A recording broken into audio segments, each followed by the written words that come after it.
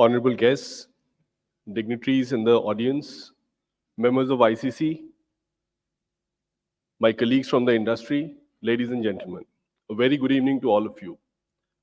Let me start with my sincere thanks to the Indian Chamber of Commerce for inviting me to this important session and giving us this opportunity to present and talk about the Vixit approach, which is a strategic framework to enable India achieve its ambition of a $1 trillion merchandise exports target. Now, in the current context of global economic and trade landscape that we are living in, we are seeing that there are marked shifts and very rapid transformations happening, which are largely driven through technological advancements and changes in consumer behavior. But what is important to understand here is that achieving this $1 trillion ambition of this economic KPI, that alone is not important. What is important is this: in this journey, we are also able to address the inherited challenges. We are able to embrace the changes which are needed, as well as we are preparing ourselves for the paradigm shifts that we are going to see because of various changes on the technological front. Now, with that background, when we look at the journey which our country has made over the last so many years, I think we have done a great job by entering into the top 5, being the 5th largest economy in the world. And a lot of that is actually attributed to the merchandise or the international trade and how it has helped boom this economic growth for us. Now, this slide is a bit heavy on numbers, but I'll just kind of ease it for you. I'm sorry, I can't read it from this distance, so I'll have to look every time behind. Now, if you look at the contribution to the global merchandise trade in the post the LPG era, the liberalization, privatization, and the globalization, LPG era as we know it as. At that time in the 1990s, India's merchandise exports contribution to the global trade was around 0.5%. It has now surged to 1.85%. Now, numerically, it might still look small, but this is at a global scale that we are talking about. From a volume perspective, if you look at it, more than $400 billion of exports in merchandise trade, and more than 1,400 commodities where India has our revealed comparative advantage more than one, which indicates that we are more competitive compared to many of the other countries globally to export to these countries. Also, if you look at the sheer contribution of merchandise exports as a percentage of GDP of the country, it is somewhere around 12%. But when you also look at the overall kind of trade, which also includes services exports, it has moved from a mere 15% in the 1990s to a whopping 46%, which essentially indicates the kind of focus we have had as a country on export-led growth. And a lot of these is attributed to the extended Government of India mandates, the various programs and policies which it has come out with from time to time. If you look at some of the flagship programs of Government of India, whether we are talking about the Atmanirbhar Bharat Abhiyan policy, the production linked incentive scheme, the Make in India program, the RODTEP scheme, SPEC scheme, and so on and so forth, the list goes on. All of these have been really able to kind of help India achieve some of those numbers which we saw in the previous slide. And not only this, the revamped strategy that India has adopted in terms of its the free trade agreements that it is signing, also in terms of the expedited capital expenditure, especially the front loading of industrial as well as the warehousing infrastructure, and many other initiatives which could be categorized under some of these headers, whether it is around policy, infrastructure interventions, promotion of exports, support to the services, as well as capacity building. All of these have been able to help India achieve this larger share in the global merchandise trade.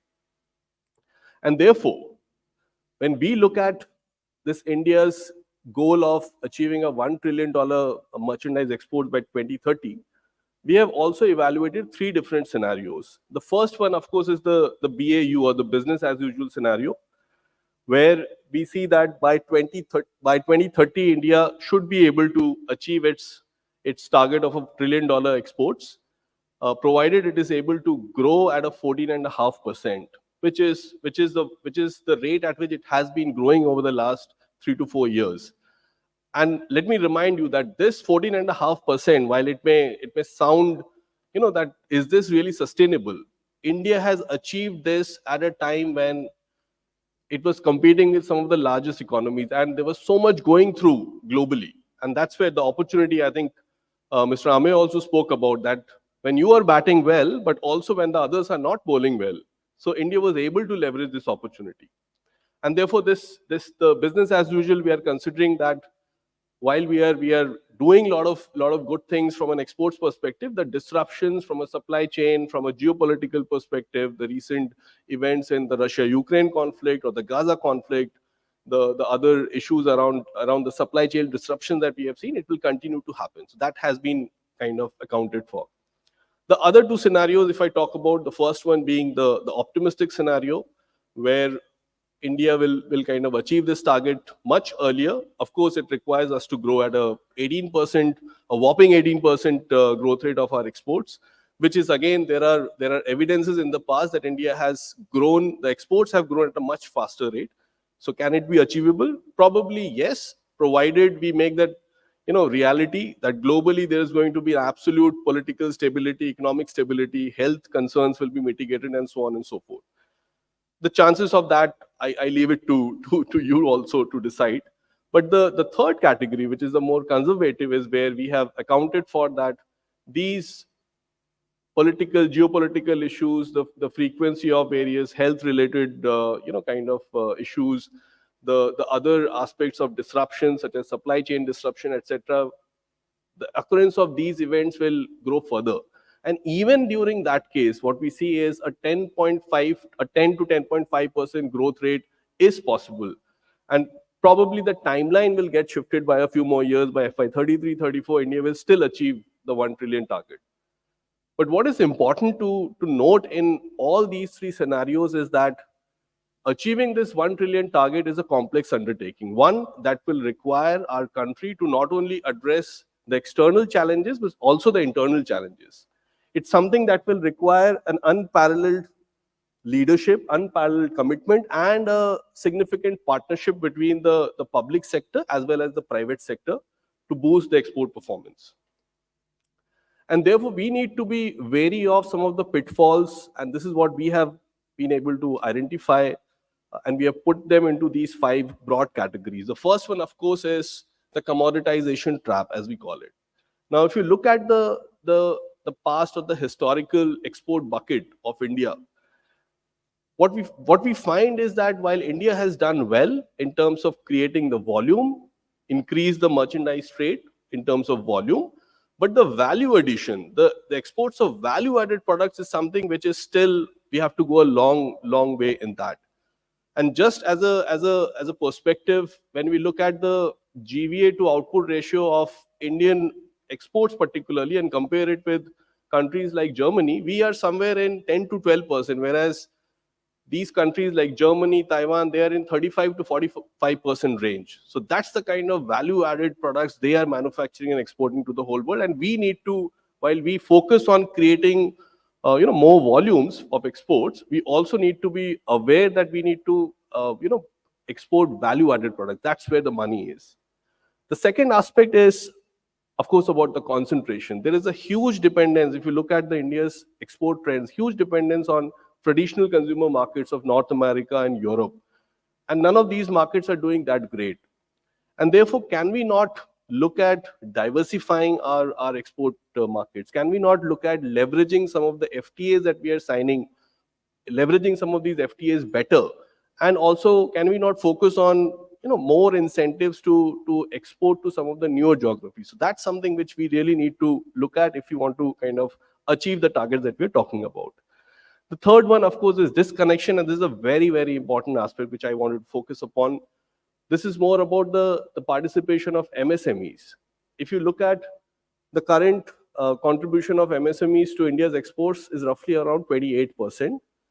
But this is happening while only 1.36% of MSMEs are exporting units. The rest are not really focused around exports.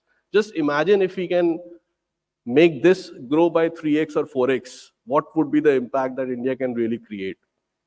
And more so, the another factor is the scale. Most of these MSMEs are operating at a very, very low scale. 60% of them have export turnover of less than a crore. That's something which should change. And how can we really go about in changing? How can we help these MSMEs in kind of having a transformational change in accessing these markets? The fourth one, of course, is the fossilization, which is more about the technology.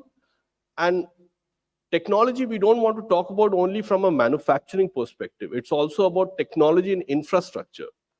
We are seeing that we typically talk about technology adoption in our manufacturing processes, which of course is very, very important, because if we need to compete with the rest of the world, where they are very quick in adopting some of the upcoming technologies, AI, etc., and I'm not getting into those nuances for now, we also need to be very agile in quickly leapfrogging from our traditional manufacturing practices to adopting this technology. But also the other aspect, which is technology and infrastructure. How do we improve our port efficiencies, airport efficiencies, the land ports efficiencies? How do we improve our customs efficiencies? How do we leverage technology to improve the risk processes? So much of cargo gets stuck because of these routine processes. We are doing a lot of work. I think the government is focusing a lot on the ease of doing business through technology, but I think this is still an area where a lot more needs to be done if we are again looking to kind of achieve those targets as quickly as possible. And the last and not the least is the carbonization. I think Amey also touched upon that globally we are seeing that countries like EU, US, they're all talking about pricing and non-pricing kind of initiatives, how the carbon is being priced. And there are various new regulations which are getting introduced. EU is thinking of CBAM. I think US is also coming with something similar. And therefore, increasingly, the focus on how we are kind of aligned with these global sustainability norms, how we are adopting the ESG into our own processes, that will be very, very relevant.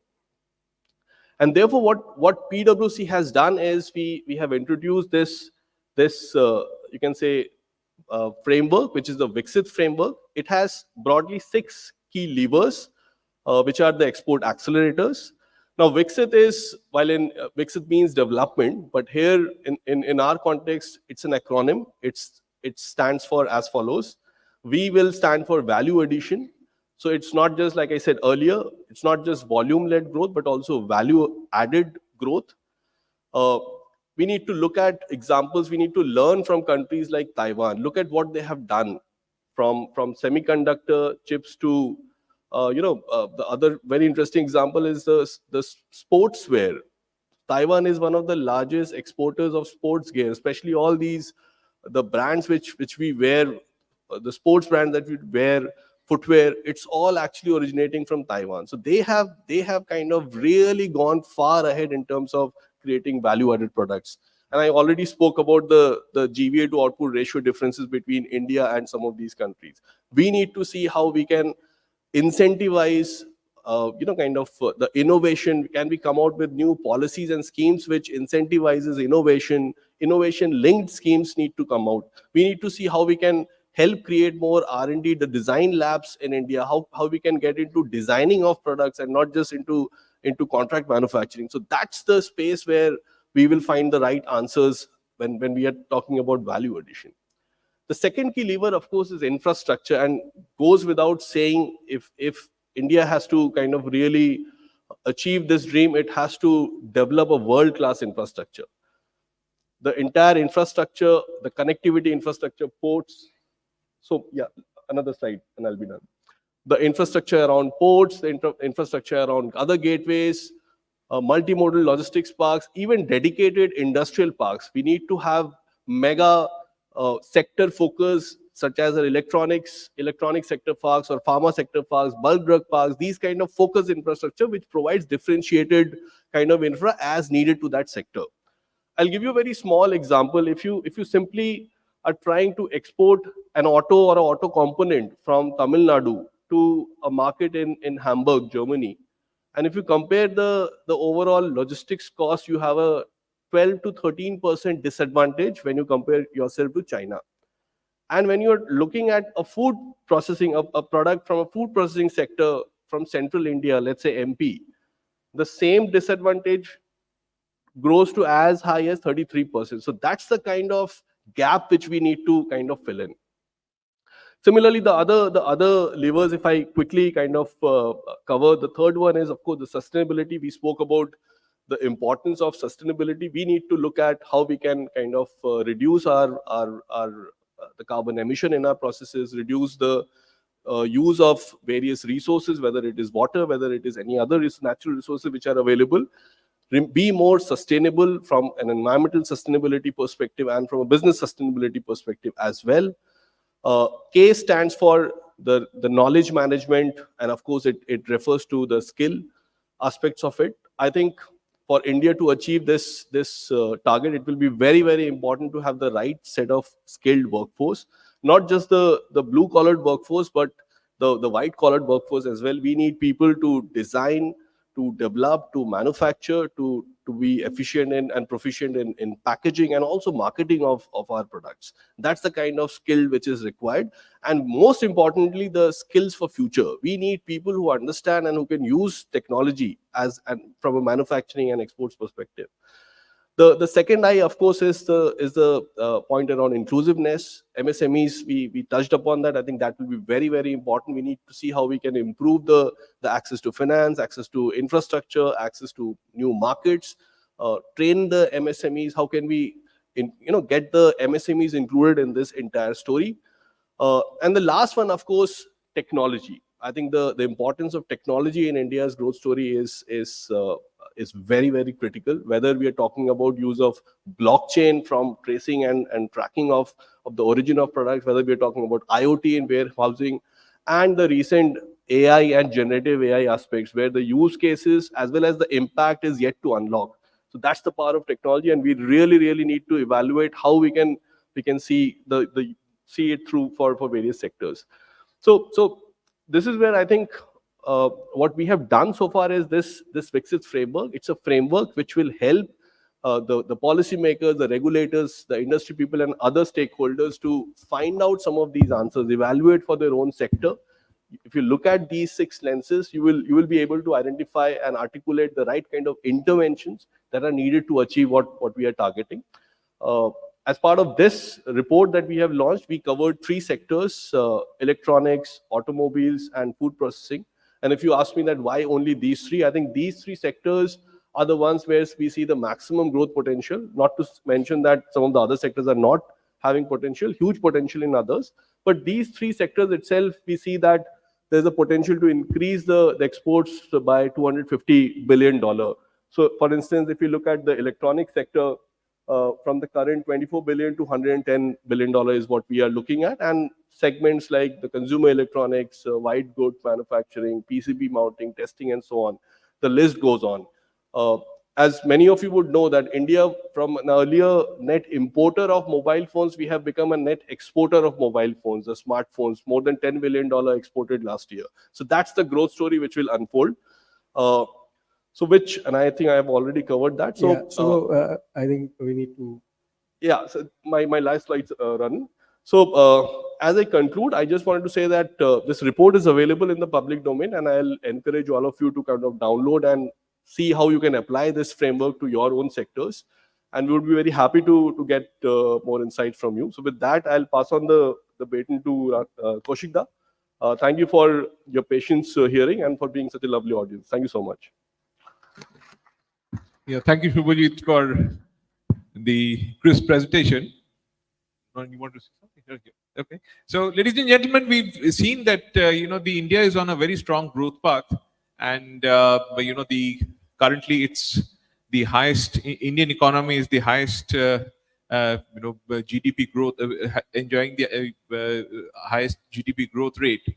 And S&P has recently issued a report where it says that the Indian economy is going to be reaching $7 trillion by financial year 2030-31, taking it to the 3rd place in the global scenario, in the global rankings, from the current 5th position with the size being around 4 trillion currently. So, and really speaking, the Vixit program and the Vixit initiative, I would say, is not a plan. It's I would say it's a call for action. That where you need real interventions is that's where one needs to see where and how we can go to the 1 trillion merchandise export target that we have. To discuss this, we have today with us Mr. Brijbhushan Agarwal, Vice Chairman and MD of Sham Metallics and Energy Limited, an industry stalwart who's made significant contributions to India's exports, and Mr. Ronan Banerjee, partner and leader of the government sector practice, PwC, who has significant experience in the government policy matters. We'll hear their views on the initiative. I would like to start with the first question with Ronan, probably. These days we see a lot of disruptions in the geopolitical scenario. Then the global supply chain disruptions and also the dynamic nature of the global trade. So in that background, how do you see the USD 1 trillion merchandise export vision of India being achieved by 2030? Yeah, so thank you, Kaushik, and good evening, everyone. I think we will have disruptions, and it's not that disruptions had not happened in the past. So we should not forget just about 4 years back, Mr. Trump was the president, and there was disruption and huge trade war that broke out, tariff barriers being raised, non-tariff barriers being there everywhere. So it's not about disruptions being new. Disruptions will be there. But I think yes, there are major shifts that are happening in the geopolitics. And I think India is very lucky that we are in a position where we are considered as a very stable economy. And we are also considered as relatively non-aligned economy. That is, we have actually stood by our rules, and actually, if you look at globally, especially post the Ukraine conflict that happened, that while we have taken certain lines on that, we did not see any sanctions or any adverse actions on it. And that's because I think we have achieved a scale. Once an economy achieves a scale, after that, you have a certain bargaining or certain number of bargaining chips with you with which we can play. And I think now our chips are higher. And in that context, in the global context, when these disruptions are happening, every opportunity or every disruption that we'll see in the geopolitical sense, we will have greater and greater opportunities. I think Mr. Prabhu mentioned about the Bangladesh thing that happened. Now that gives us an opportunity. The Ukraine conflict that has happened, it gives us an opportunity. The Middle East conflict that is happening, it gives us an opportunity. The trade wars that is going to expected to escalate between US and China, it is going to give us opportunity. The COVID that happened, it showed the need for diversification of supply chains. It gives us an opportunity. So actually, all these disruptions that are happening, we should not be worried, but looking at each of them as opportunities. And we are very lucky to be in a position where we can leverage all these opportunities. And we are just in that that they call inflection point from where we will be taking off. So it is not about what is happening. It is just that everything is coming together in a way, and we are entering a time frame in which actually the momentum is such that it will be very difficult for the external forces to slow down India. Yeah, thanks, Ronan. Mr. Agarwal, now turning to you. We've seen, the resilience in the Indian domestic players in the export market. How do you see the Indian domestic players, the Indian companies vis-a-vis the global MNCs coming in and, starting the manufacturing process, etc.? Something that China has done very well in that field. So what's your take on that? Hi, Kaushik. See, if you see India as an export, the story, it is incredible.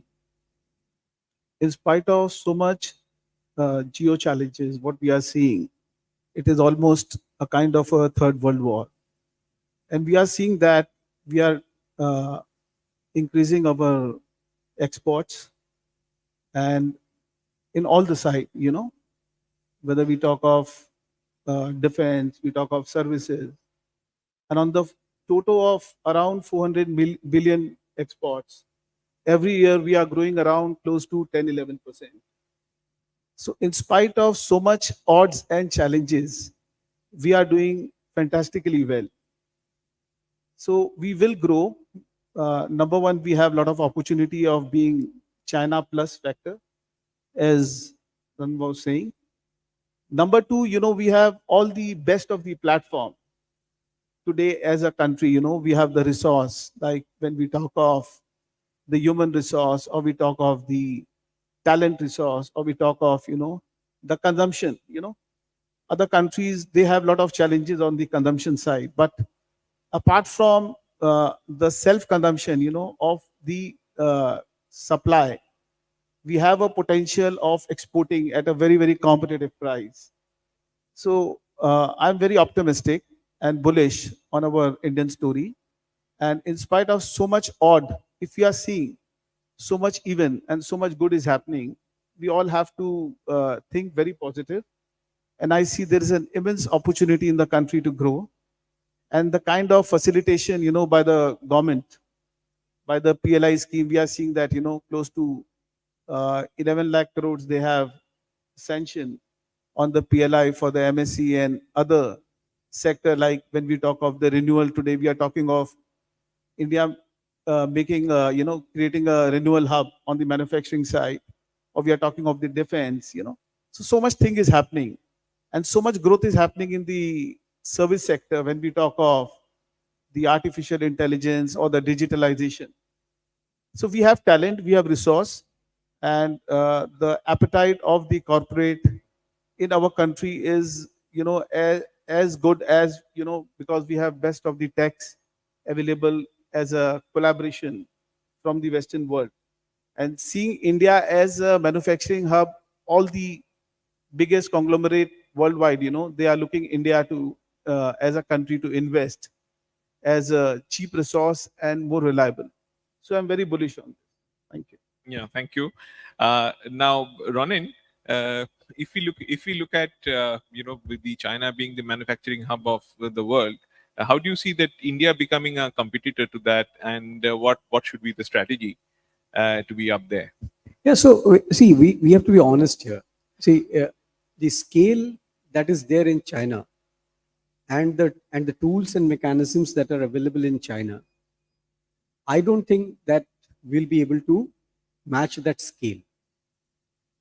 And as the trade wars escalate, and it is going to escalate very, very significantly in probably 6 months' time, please understand that the capacity that has been built in China over these many years, and as the trade war escalates, there will be a capacity bomb, I call it, a capacity bomb that will be unleashed, which is essentially this capacity cannot sit idle. And therefore, there'll be products that will be pushed out across the globe to actually weaken the domestic industry. And this can be supported with state support, with the capacity that is there. So the most important thing that we need to be aware of is we need to fight it with quality. See, there was a time about 25 years back where there were jokes about made in India. That is, the quality is poor. Now nobody talks about made in India, quality is poor. We have made that transition. There was a joke that we had products, if I can mention it without offending anybody, is it was said made by USA. In India, we had a product called made by USA, which was made in India.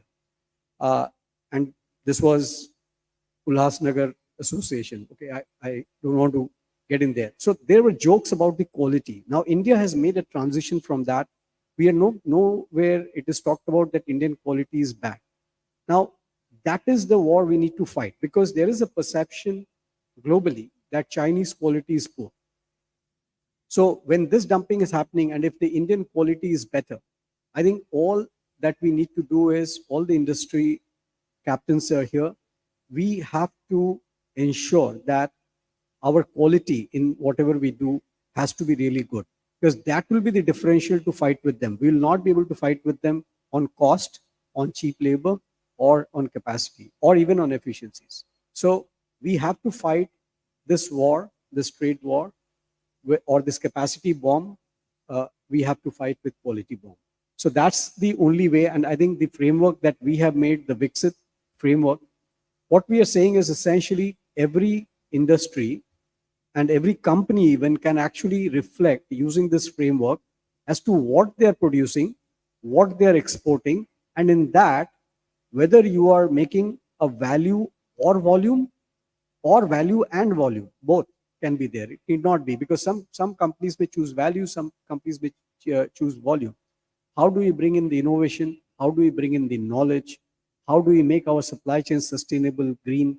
So, and of course, the technology. How do we leverage technology to bring in the efficiencies with the new age technologies? So I think it's a framework. We need to assess where we have areas of improvement and invest there, sector by sector, company by company. We have made a contribution by looking at it from 3 sectors. We will come up with more sectors, but I think every company also needs to think applying this framework, because it's a framework.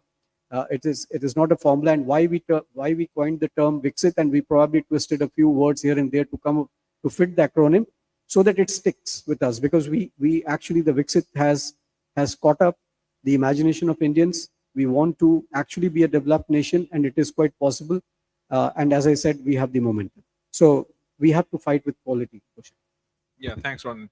Mr. Agarwal, Ronan spoke about, we have to fight on quality, and then there are very stringent requirements or the standards which the buying markets also, or the buying economies set.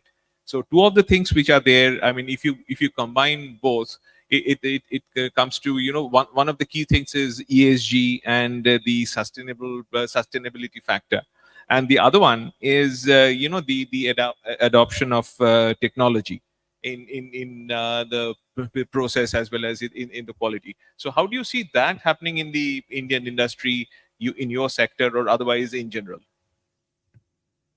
See, ESG is a very, very important element today.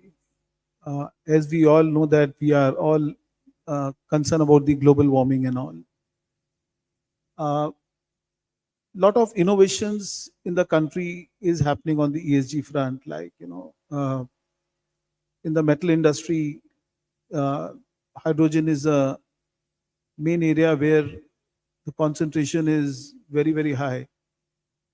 Number two, if you see in the fossil also, we are seeing there's a lot of replacement of the bioproducts, waste product utilization.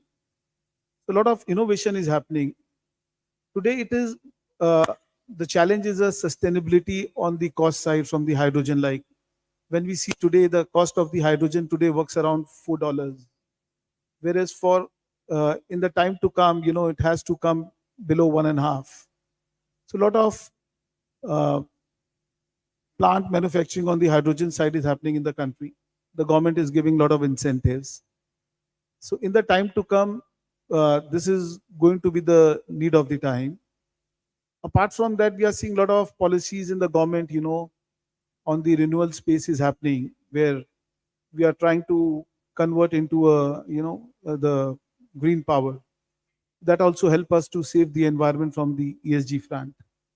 So this is important. And today, the green ammonia, hydrogen, renewable, these are the major front what we are talking.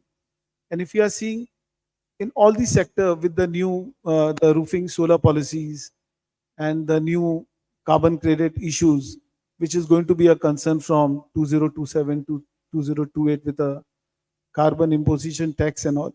So this is going to be economically, sustainable. So things are moving. We are in the process of, our government is in the process of building up the infrastructure, the gas line, the national gas grid, the utilization of the natural gas.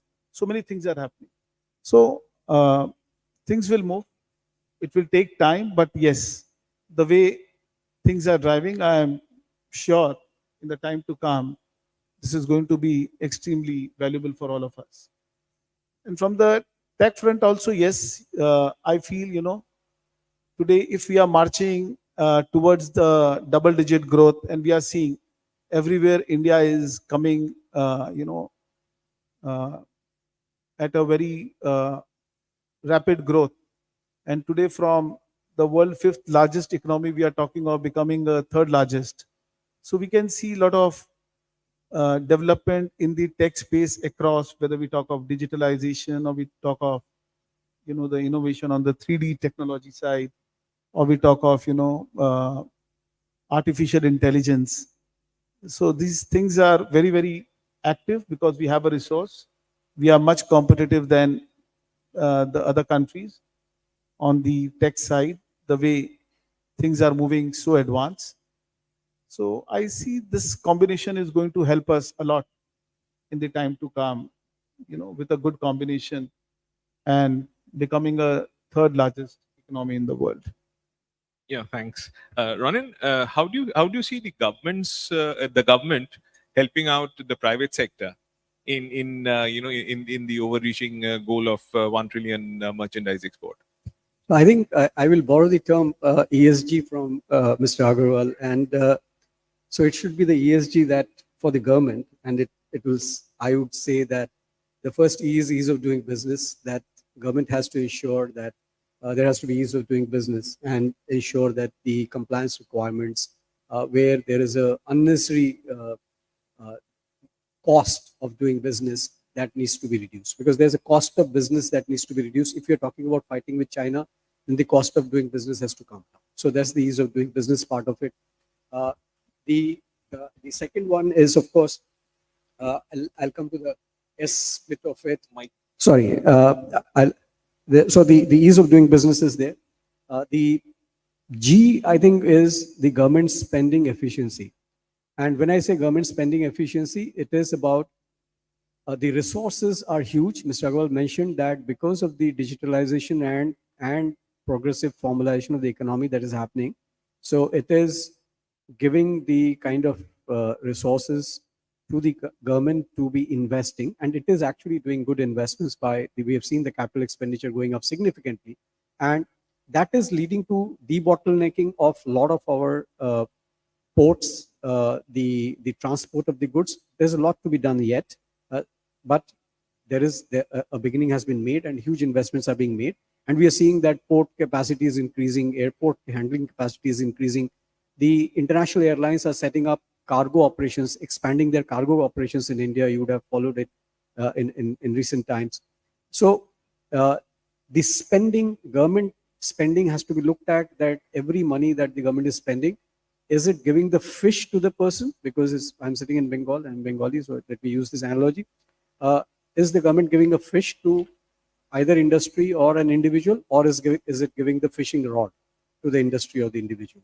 So every spending has to be looked at with that lens, that are you giving the fish with that spending or the fishing rod? So that needs to be looked at. And S stands for essentially stability. That is stability of the policies. See, whatever be the policy, I think business adjusts to the policy. But if the policy stability is not there, then it creates a huge challenge. So I think stability of the policies and continuity of the policies, and more so on the tax front of it. So because that's what businesses are more worried about, the taxes and duties front of it. And Kaushik, you know it much more better than me. You're specialist in that area. So stability of policy. So that's the ESG. Ease of doing business, stability of policy, and government spending efficiency. These are the three things. If the government focuses on, it will enable business. Business can take care of it.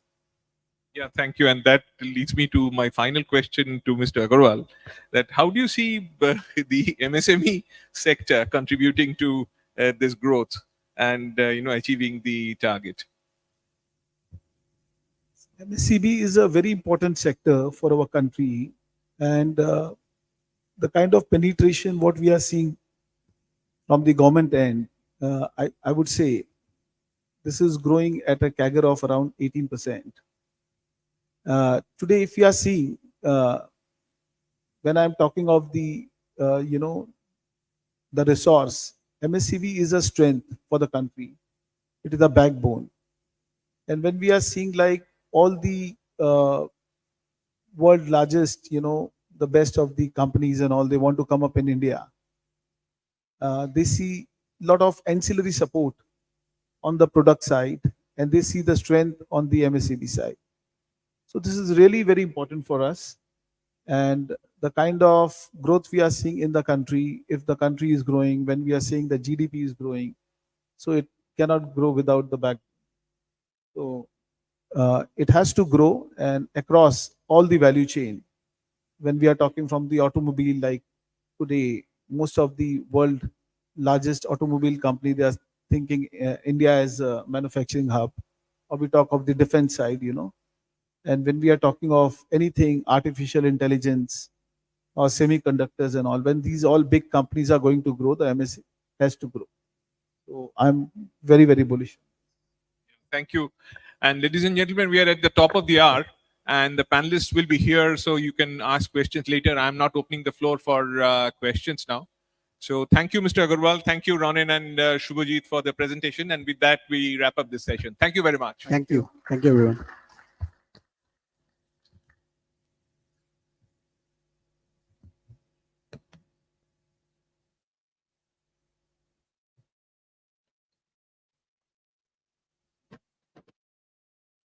So I'll also request Mr. Agarwal, although he's a speaker here, but he's also the office bearer of ICC, to please present a small token to all our guests from PricewaterhouseCoopers.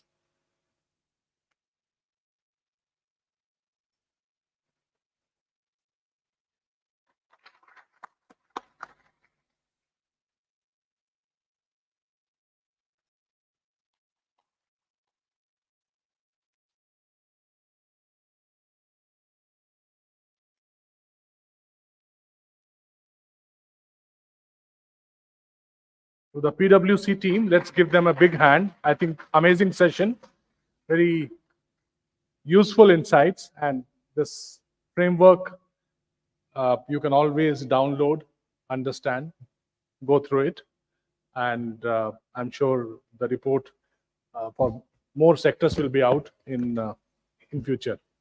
Okay. Thank you. Thank you very much. Thank you so much. Thank you.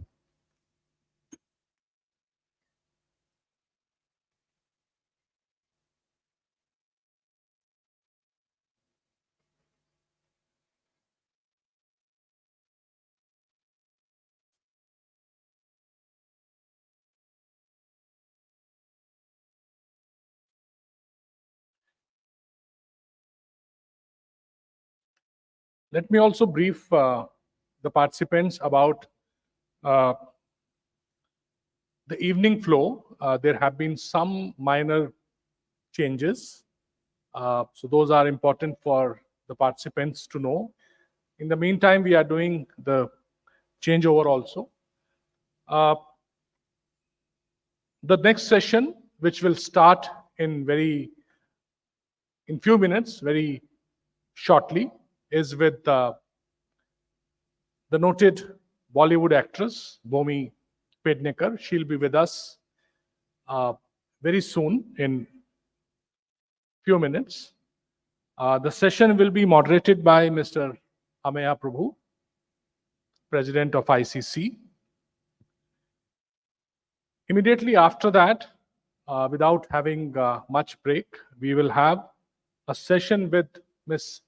Manasi Joshi, former world champion in para badminton. She is a inspiring story, which I'm sure will really encourage, motivate all the participants who are here with us today. After the session with Ms. Manasi Joshi, we had scheduled session with Mr. Sudarshan Venu. So the bad news is that his session is little delayed because his flight from Singapore. He is coming from Singapore. His flight got delayed by a few hours. He was on the tarmac, but the flight took off almost after 3 hours. So he's landing and he's straight coming to the venue. So he will address us, and that will also mean some delay. So his will be the last session. But before that, of course, we will have Mr. Saurav Ganguly, Dada, joining us. And in between, we are not keeping any breaks as such, but the participants are free to, in a way, go out, pick up a cup of tea, coffee, come back in the hall. And if required, sorry, if required, we may take a 5-10 minutes break, but that will be at a later stage, which we will keep you updated. So that is in brief about the evening. We are just waiting. We have to wait for a few minutes till Bhumi joins us. Thank you.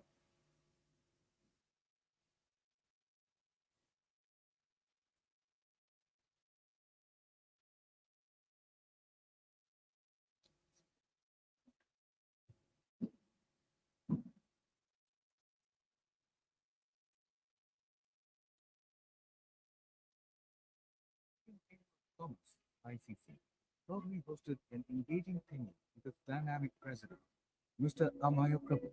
He is renowned for his visionary leadership and strategic foresight, and has been instrumental in steering the ICC toward new heights. In addition to 10 regional offices, Mr. Prabhu has taken the initiative in opening national representative offices in Rajasthan, Jammu and Kashmir, and Gujarat. ICC has already opened 27 offices in 25 countries. We have a glorious year in his tenure in his presidency. His commitment to fostering innovation, entrepreneurship, and sustainable development has significantly enhanced ICC's role in shaping the country's business landscape. The conference held on 21st February 2022 with the Honorable Jal Shakti Minister of India was a significant gathering focused on water management and sustainability.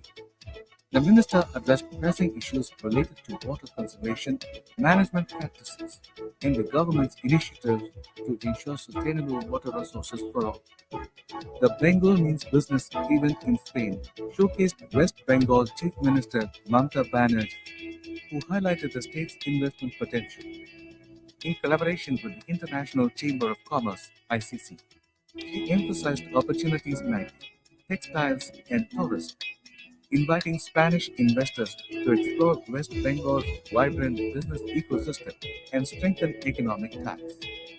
At the Banking Summit in Mumbai, Mr. Pratik Neki, IF's first secretary, Eco-Commerce for Power Bangladesh, engaged in a fireside chat with Ms.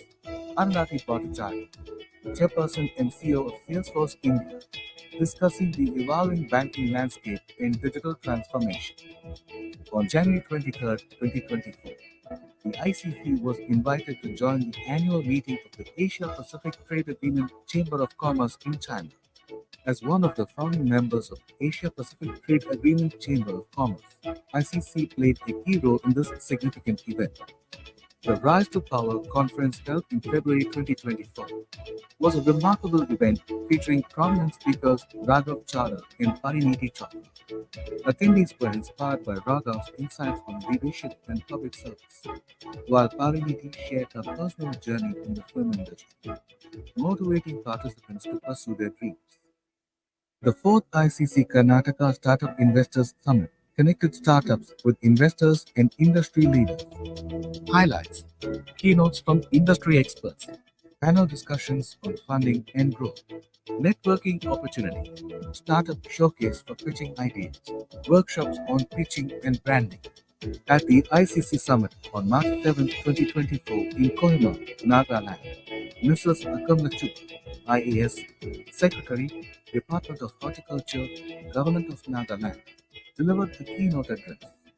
She highlighted the pivotal role of horticulture in driving economic growth and sustainable development in Nagaland, emphasizing the need for innovative practices, government support, and collaboration with local farmers to boost productivity and market access for the state's horticultural products. Her insights underscored the department's commitment to empowering the local agricultural community and enhancing the region's contribution to India's green economy. At the India Corporate Governance and Sustainability Vision Summit and Awards 2024, key industry leaders, including Pankaj Sakri and Bhaskar Chatterjee, discussed corporate ethics and sustainability, highlighting the vital role of companies in achieving long-term sustainable development, with Ernst & Young, A, as the knowledge partner. At the Northeast Food Processors Meet in Ikanadi, key figures like Toko Tagger and Koi Rinier discussed boosting innovation and growth in the region's food processing industry, with the event organized by the MOFI and ICC to support local producers and enhance access to technology and markets. At the ICC Summit on April 3, 2024, a significant milestone will be marked by the signing of a Memorandum of Understanding (MOU) between the Indian Chamber of Commerce (ICC) and the Gujarat Chamber of Commerce and Industry at the ICC Summit on April 6, 2024 in Kolkata. A landmark conference on leather industry, The Way Forward, will take place, spotlighting the future of India's leather sector. A key highlight will be the unveiling of the ICC National Expert Committee on Leather, established to steer the industry's growth and innovation. The conference will focus on promoting the Indian leather sector, both nationally and internationally, aiming to elevate its global competitiveness. Industry leaders, experts, and policymakers will discuss strategies to enhance production quality, sustainability, and market reach, ensuring that India remains a dominant player in the global leather industry. At the ICC Summit on April 8, 2024, members from North Bengal will have an exclusive opportunity to engage with Mr. Ameya Prabhu, President of the Indian Chamber of Commerce (ICC), during a special meet and interaction. The session will focus on the growth of industries in Assam and the Northeast region, addressing key opportunities, challenges, and strategies to accelerate regional development. The YLF Pride of Bengal Awards 2024 celebrates excellence for the achievement in their field. Harsh Miyoshi. He has been honored with the Pride of Bengal Award for his contributions to the healthcare industry. They were honoring individuals who have significantly contributed to their respective industries. This prestigious event recognizes exceptional talent, innovation, and leadership, spotlighting those who have brought pride to Bengal through their remarkable achievements. The third Nepal Investment Summit, led by Prime Minister Good evening, welcome back. brought together global May I request investors all the participants to kindly take their respective seats as we would like to start the next session. energy, tourism, and technology. May I request Summit aimed to all the foster guests investment-friendly policies to and please take their respective seats as we would like to start our next session. Thank you. May I request President ICC, Mr. Prabhu, to kindly join us.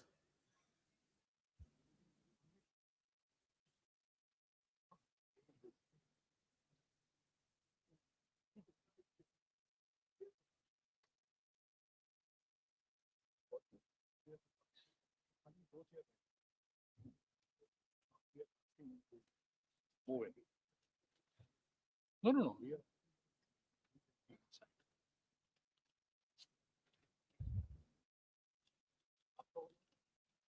बस नहीं हाँ वो सब हटा दीजिए दो ही रखिए बस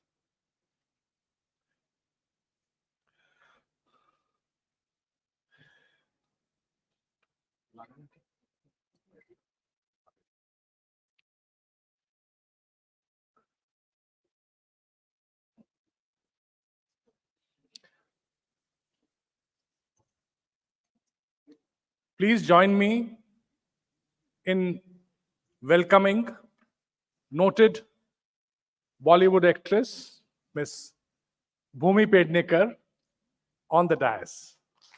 Let's welcome her with a round of applause.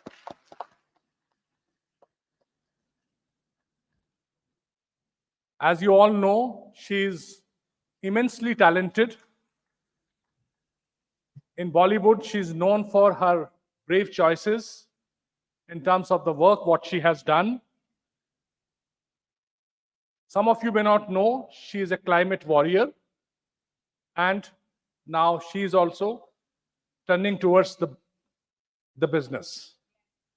So with all these, I hand over to Mr. Prabhu. Let's go for a formal welcome first.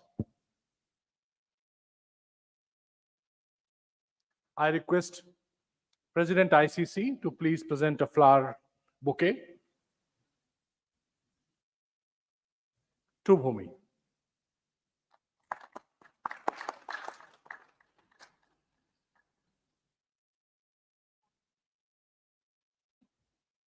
So, Mr. Prabhu, over to you now. So, like movies, we have retakes. So,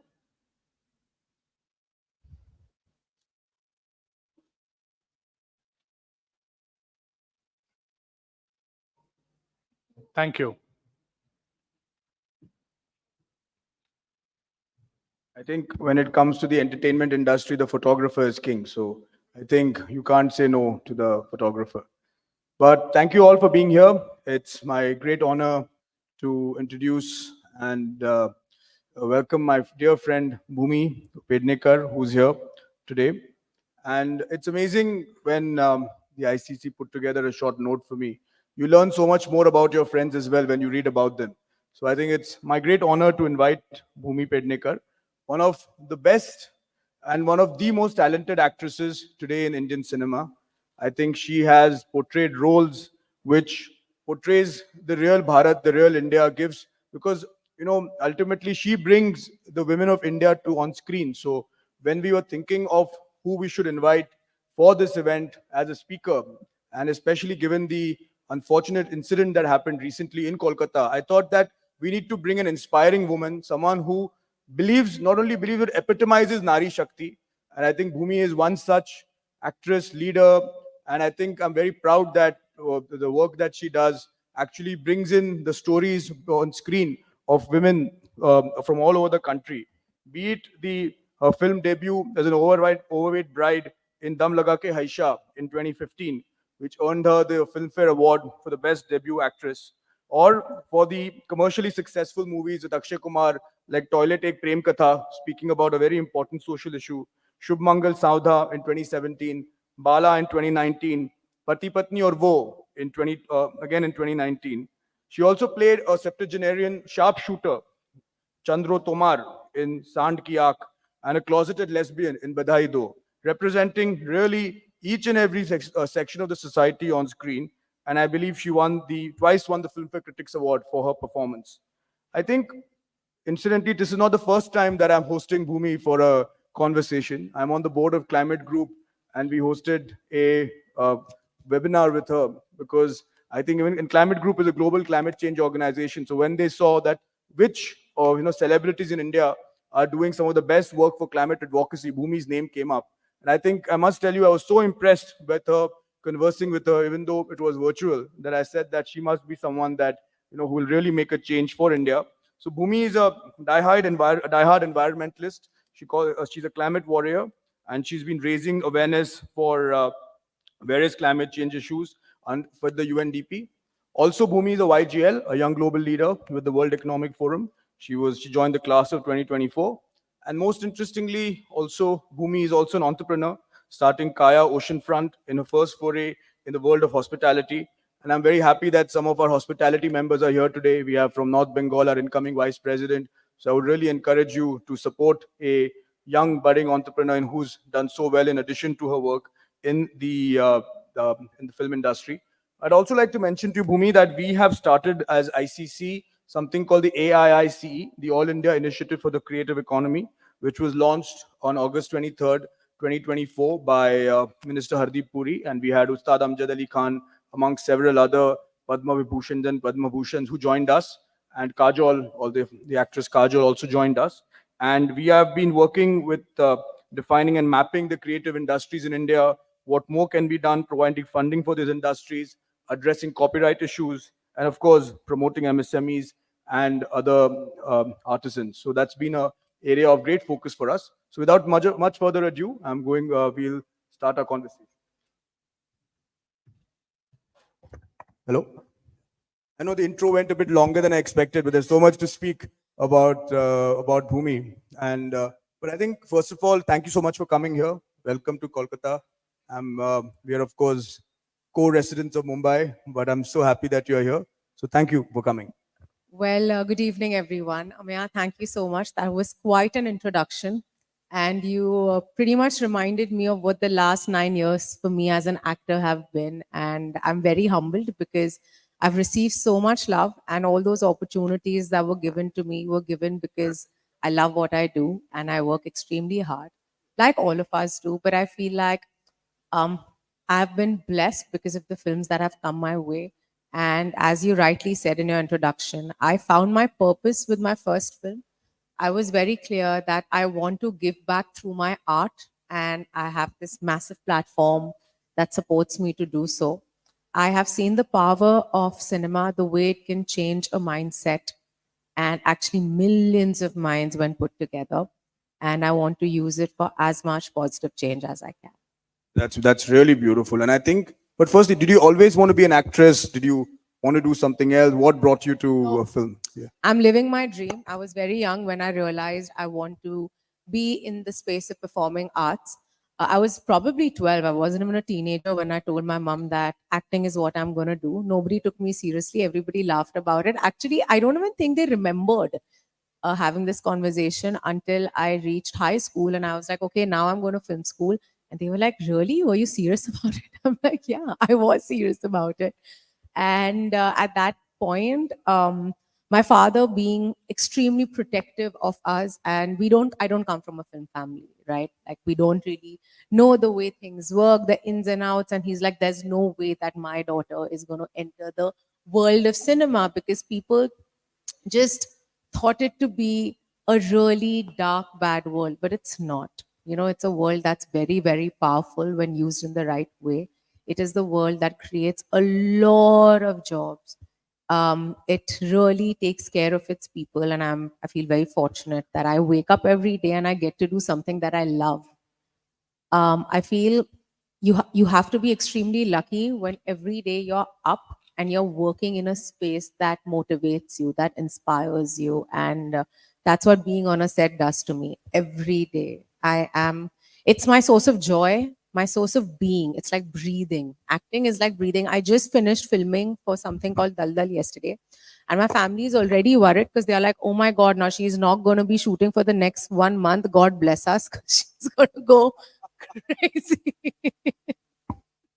But I'm sure it'll be fine. I mean, we have our YGL summit as well, so you have things to. But I think what really inspired me, or what was very interesting for me, was the sort of roles that you portray. I think if you saw, I mean, I'm not generalizing, but if you see generally, people tend to portray, I would say, not risky roles, for want of a better word, especially as you're an outsider to the industry, as you yourself said. Even if you come from one of the families of Bollywood or any other film industry, people don't want to take up risky roles, and you've only done risky roles. I mean, you are almost double down on it every time. After a hit, I double down on one more. Otherwise, people tend to do a risky role, or फिर role मिलने के बाद, now I'll do a proper role. So you've always portrayed characters on screen who, and may not also always be comfortable viewing. What. So what inspired you to do that, to tell the stories of actual heroes? I mean, these are, I always say a hero doesn't have to be a superhero. A hero is, let's say, a woman who's a single mother raising 3 children somewhere in rural India is a hero. I think she's a bigger hero for me than Superman. You know what I mean?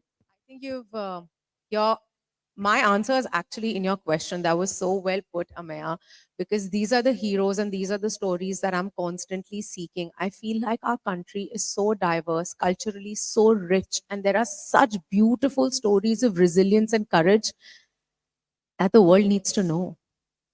As you rightly said, a woman in rural India raising 3 children and yet having to find a purpose in her life and achieving something. For example, what I did in Sant Kiyak, where I got to play, which was a biopic on these phenomenal two women. And I got to play the character of Chandru Tomar, and their story, when I heard it, and I'd seen them, I mean, they are just so celebrated. And when that film came my way, I was like, I have to do this because their story needs to reach a larger audience, and the love we got was completely unmatched. But I just feel like I've always, I mean, if I kind of pull back from what my purpose in life is, I just feel these are also smart business decisions for me. You know, if I go away from the creator Bhumi, the Bhumi that loves cinema and wants to create impact, but if I just kind of step back, because I don't come from a film family, I had to work. I would say for me, the journey was a little longer to be where I am. And I was very clear that I have to make a space for myself, a space that would be a little tough to take away from me. And the unconventional worked so beautifully. And I realized that with my first film, Dam Laga Ke Haisha, because that film gave me such clarity about the fact that if you pick up stories that are high on content, you will find an audience. If you pick up stories that are real India, real Bharat, you will find an audience. And that's what has always worked for me. And I love celebrating these women. I feel like something that I constantly seek in my characters is agency. And yes, the number of stories written around characters like so are increasing, but they are still not enough. That's why every chance that I get, I'm out there just to celebrate these beautiful, amazing characters. Lovely. I like what you said, celebrating women. I think that should actually be the theme of our AGM, celebrating women, celebrating the powerful women that we have. And incidentally, I mean, you are a hero for so many people. So many people look up to you.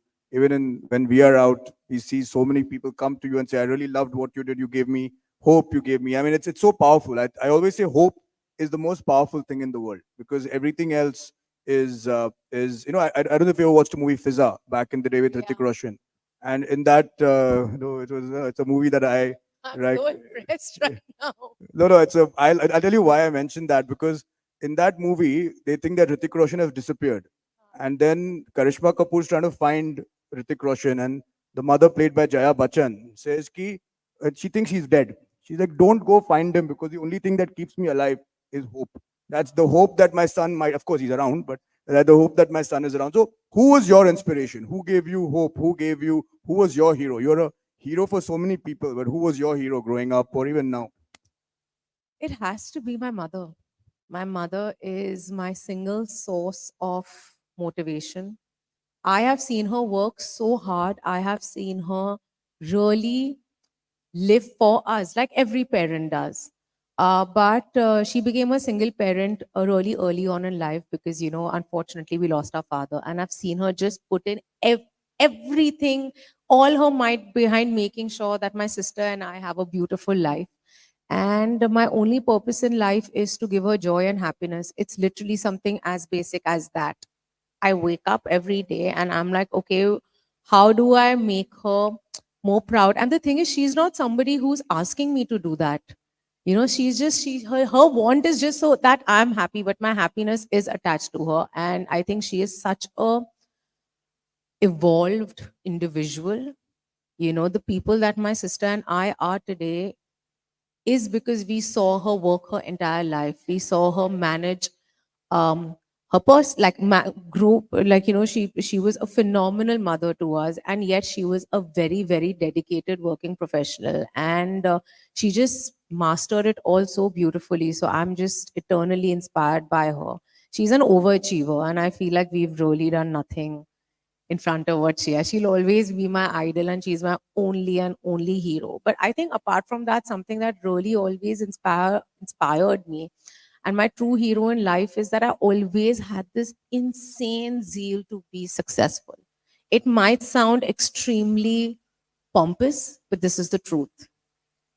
And I think that kept me going. It kept giving me hope that, okay, when things are not good, when you're at it every day, at some point there will be one door that will open and life will be good. And I think I'm constantly seeking that and it keeps me going. And I'm very proud of the fact that I have a lot of ambition in me.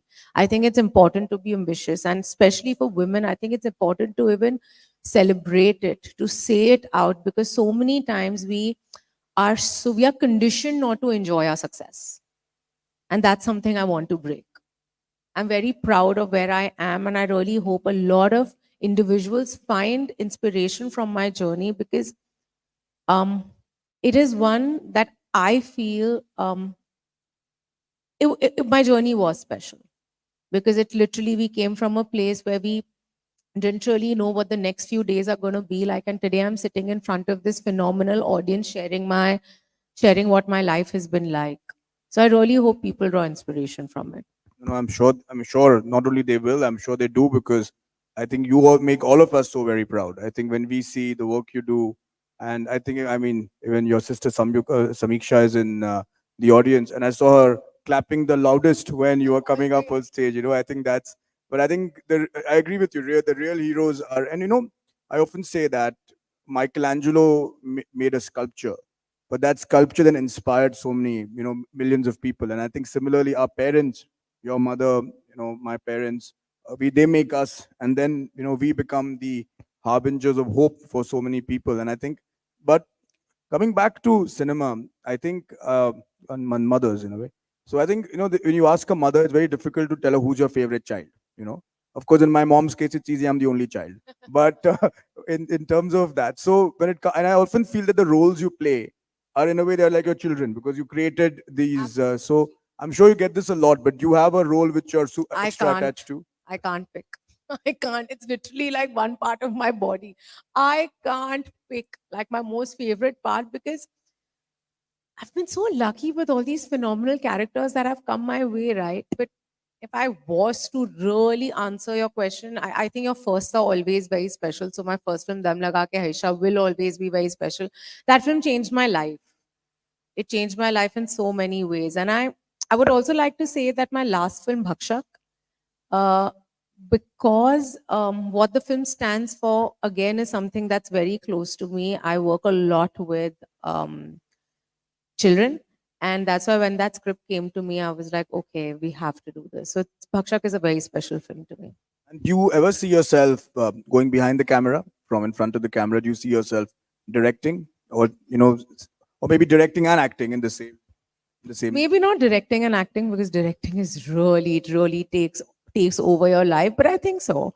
I think I would produce as well. I think I would direct as well, because I love making movies and I love every aspect and the entire process. I see myself doing that, but maybe in a couple of years. I think it's too soon. Right now, our hands are really full between what Samiksha and I are doing. There's so much, and it's such a great time for us. No, I think that's something that I want to come to. But just one more thing: do you have a dream role that you want to play? Do you have like a character that you really want to play? Someone you want to portray? You know what, I feel like there aren't enough freedom fighters, women freedom fighters that are celebrated.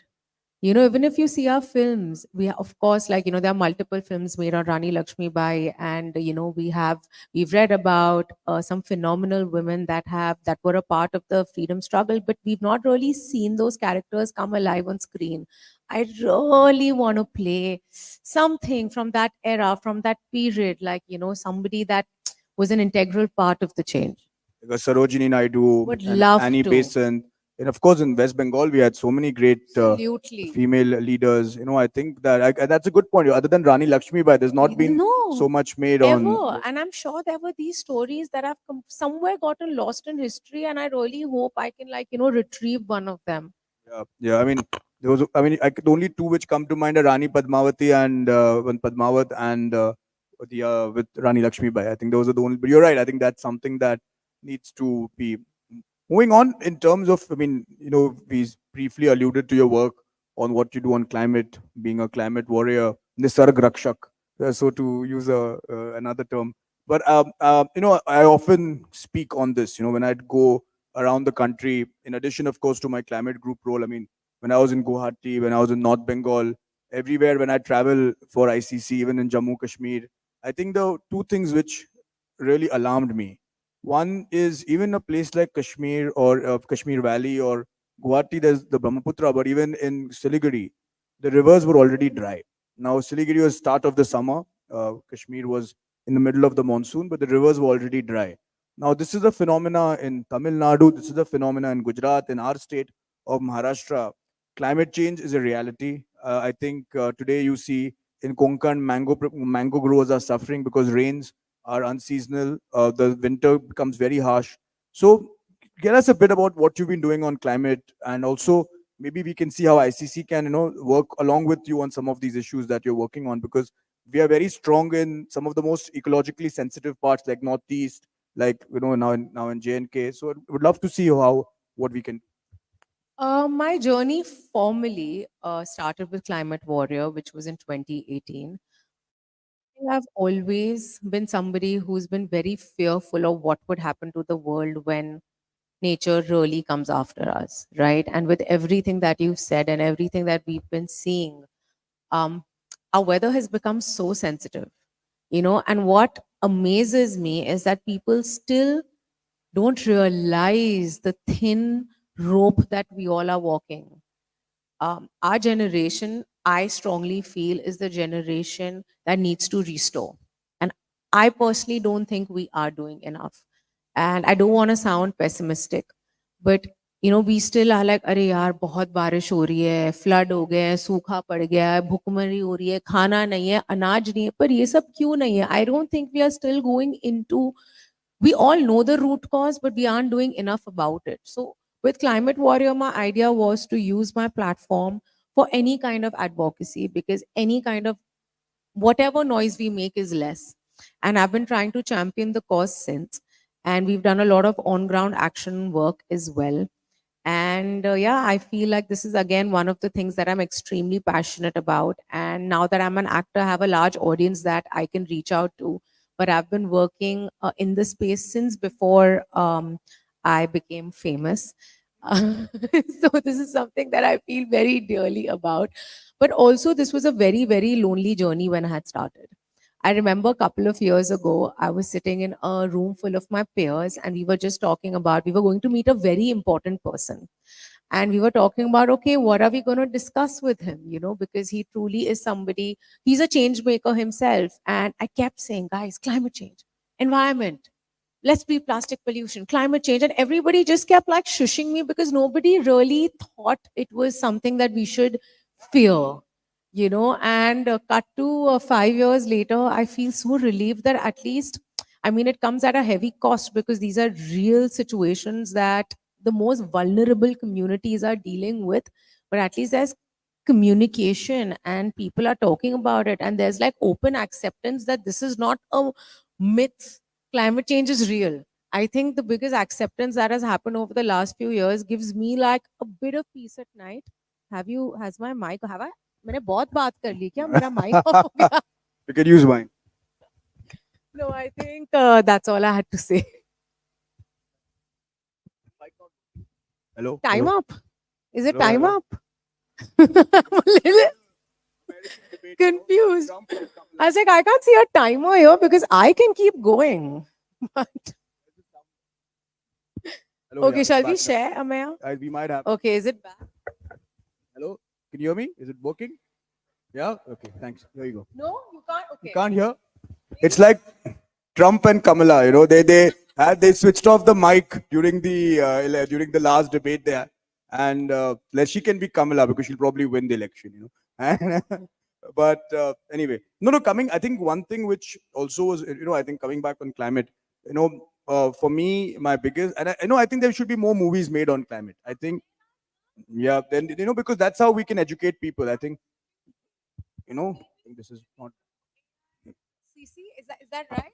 AIIC. AIIC, this one's maybe that's what we should work towards. Yeah, And I maybe think, yeah. make like a film together. Climate ek prem katha, That'll be so great. Yeah, 2040. We have a ready franchise. Yeah, climate ek prem Katha. katha. Yeah, but that's such a good point that you've made because there aren't enough films made around the problem. And I also feel this is ye isliye hua hai because it's only like a certain segment of the society that's gravely affected as of today by it.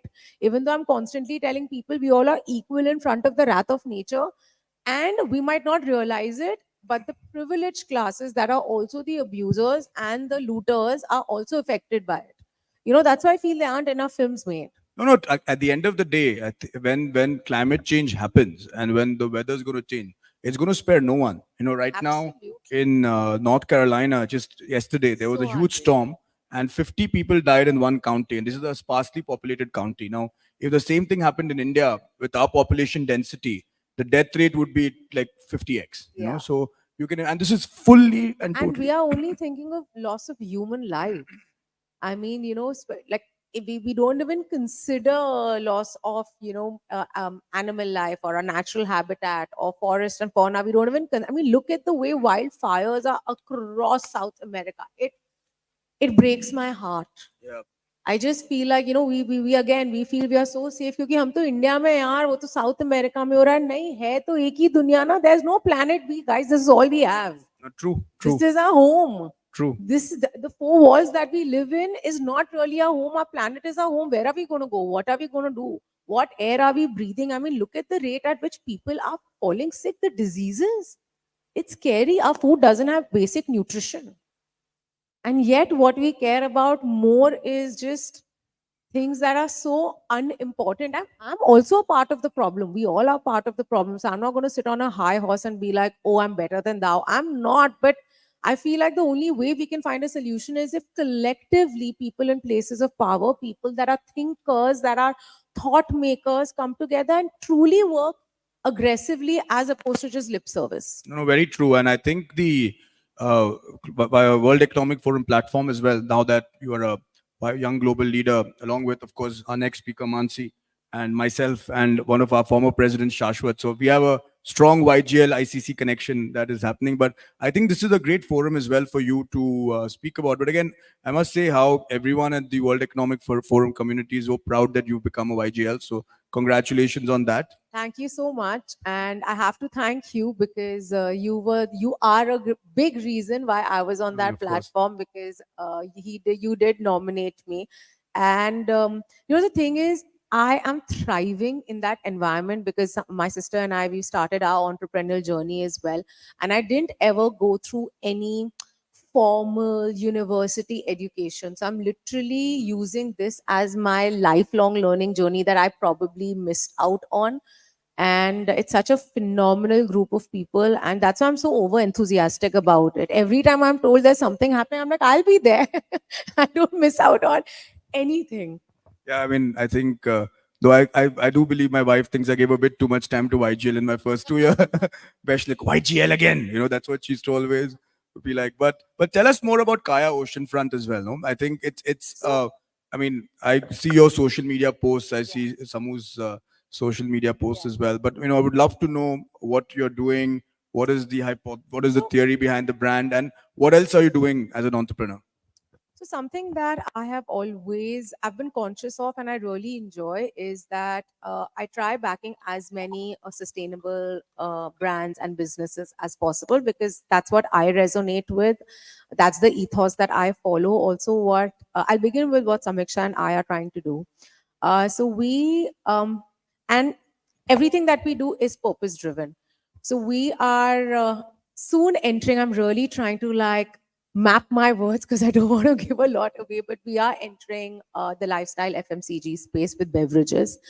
It came from the thought of trying to beat single-use plastic pollution, trying to create a product that is good for you, good for the environment, but at the same time, it solves a problem. I also feel today consumer behavior is very lifestyle led. Today you choose that, okay, if I am going to buy an X product that is better for my health, that is better for the planet. It is a choice that I'm making. And I've kind of gone on that route of sustainability. And that is where I want to create my legacy, where Samiksha and I want to create our legacy. And it's the same thought process. And under the same umbrella is Kaya, which is again a slow living, sustainable boutique hospitality chain that and our first hotel is in Goa. And we hope that we expand it. EcoSoul, which is again a brand that makes biodegradable cutlery, and just these cool things. There's so much innovation in the space of sustainability for FMCG products that's happening, and I've just over the last couple of years, I've realized that's something I really, really, really enjoy. I think this is where we as a Chamber of Commerce also could assist because I think some of our members, I think you spoke about the sustainable tourism. I think some of our members, I mean, most of the big tea growers in India are ICC members, and then of course different formats. So my Parthiv has a beautiful hotel called Chia Kutir and also on a tea estate owned by another member. So I think on ICC everything happens in the family, I think. But similarly, I think we could certainly, connect you to some of our members who have tea estates. People are looking at tea garden tourism, and it's quite, it's quite interesting to look at that. I think there's a lot that ICC could also, explore. And so I'm happy to set up some conversations. But I think now coming back to cinema before we conclude, I think two things, which I wanted to, allude to. First, as I said in my introduction of yours, when we had the unfortunate incident in Kolkata recently, and I think while as a country, there's zero tolerance for violence against women of any kind.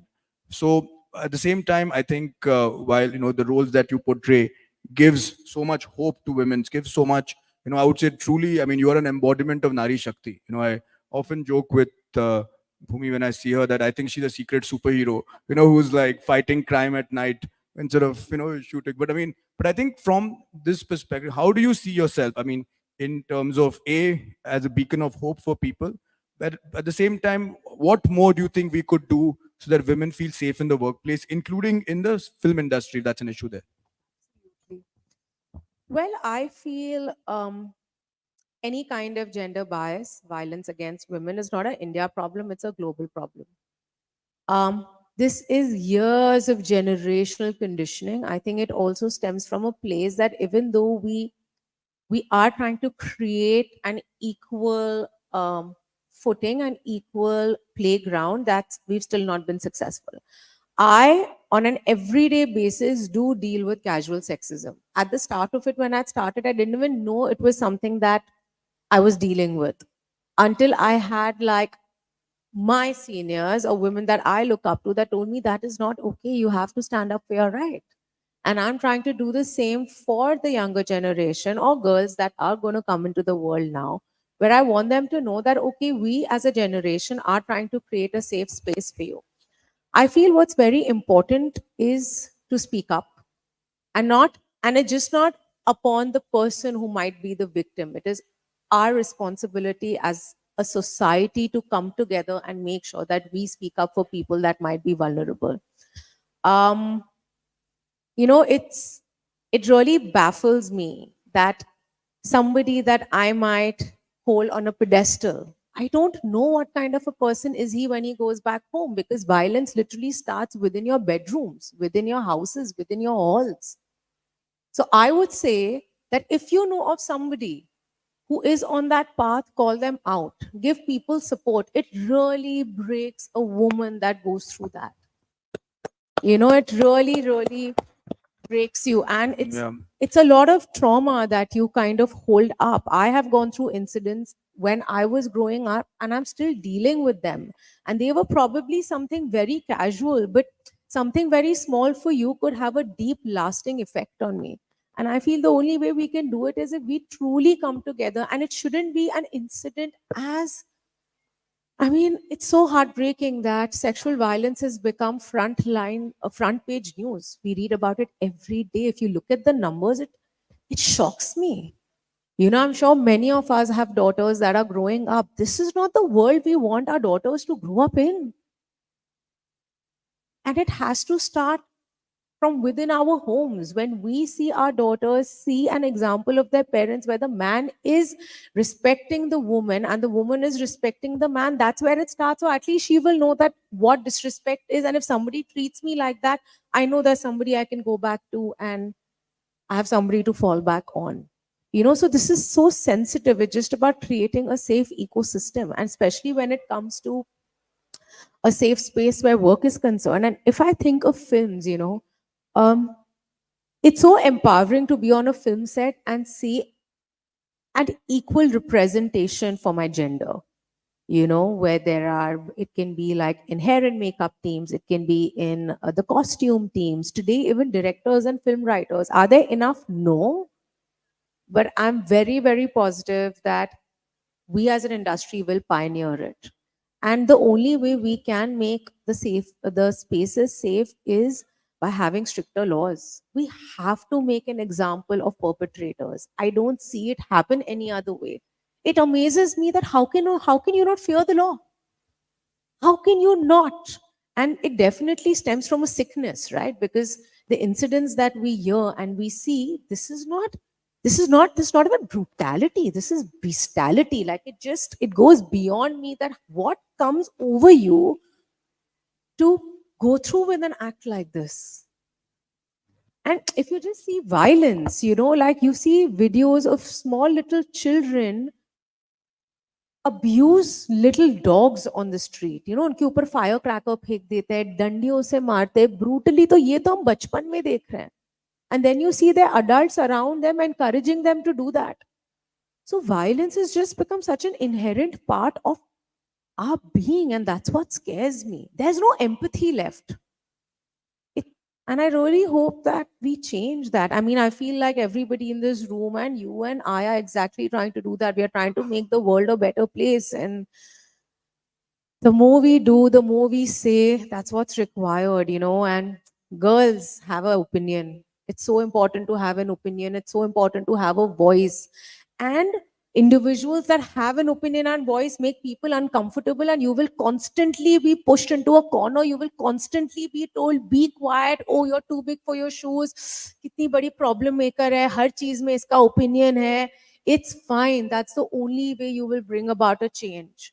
And if we all are a part of this society, everything that impacts somebody else's household, somebody else's daughter, is going to impact you as well. There's a line in my film Bhakshak that released this year. It's on Netflix. Please do watch it if you all get a chance. Where I tell my partner कि अगर किसी और की बेटी के साथ गलत हो रहा है, हमारी बेटी के साथ गलत ही होगा. So it's time that we all truly come together and make sure that a change happens, and a change happens now. Wow, that's Besides beautiful. sweating talking Thank about you. it. I mean, please, that is a huge round of applause. That's a very, very powerful message. And I think everyone hears it loud and clear. And this is, of course, you are an inspiration for tens of millions, not just millions. And this is also going out to people. And so I think, please, I think this is such a very, very powerful message. Thank you for this. I've got goosebumps while you were speaking, but thank you so much for this. I'll take, a couple of questions from the audience before we conclude. So I think if anyone has questions, and maybe someone will go with the mic, will you? But if anyone has questions, please raise your hand. Questions for Bhumi, not for me. Huh? Exactly. Me enough too. No, Eddie, I think there's one gentleman there who has something to say right there. Yeah, Dr. Singh is right there. I think so. Yeah. Anyone else? Anybody? I mean, of course, we'll take your question, sir. But is there a mic going to him? Oh, there is a mic going to him. If you can just raise your hand again, so you know. Actually, not you. Okay, I thought it was. Anybody else? I think there's one person. Anyone? Any questions from anyone? Oh, there's one lady. There are a couple of people there. Wahan pe, on my left. Yeah, sure. I hear you, so it's okay. Hello okay कुछ लोगों का कहना है कि Hindi film industry में not on the present age but specially in previous years the way heroines or actresses had been symbolized, or maybe item numbers, they create an adverse effect on the society. So what's your take on that? Thank you for your question, sir. यार मैं कहूंगी that again you're again boxing women, है ना? Item numbers, ये क्या मतलब? Firstly, I to hate the term only given. Again, because फिर से पूरी responsibility औरतों के ऊपर आई है कि अच्छा आप गाना बना रहे हो इसलिए आप कर. That's not okay.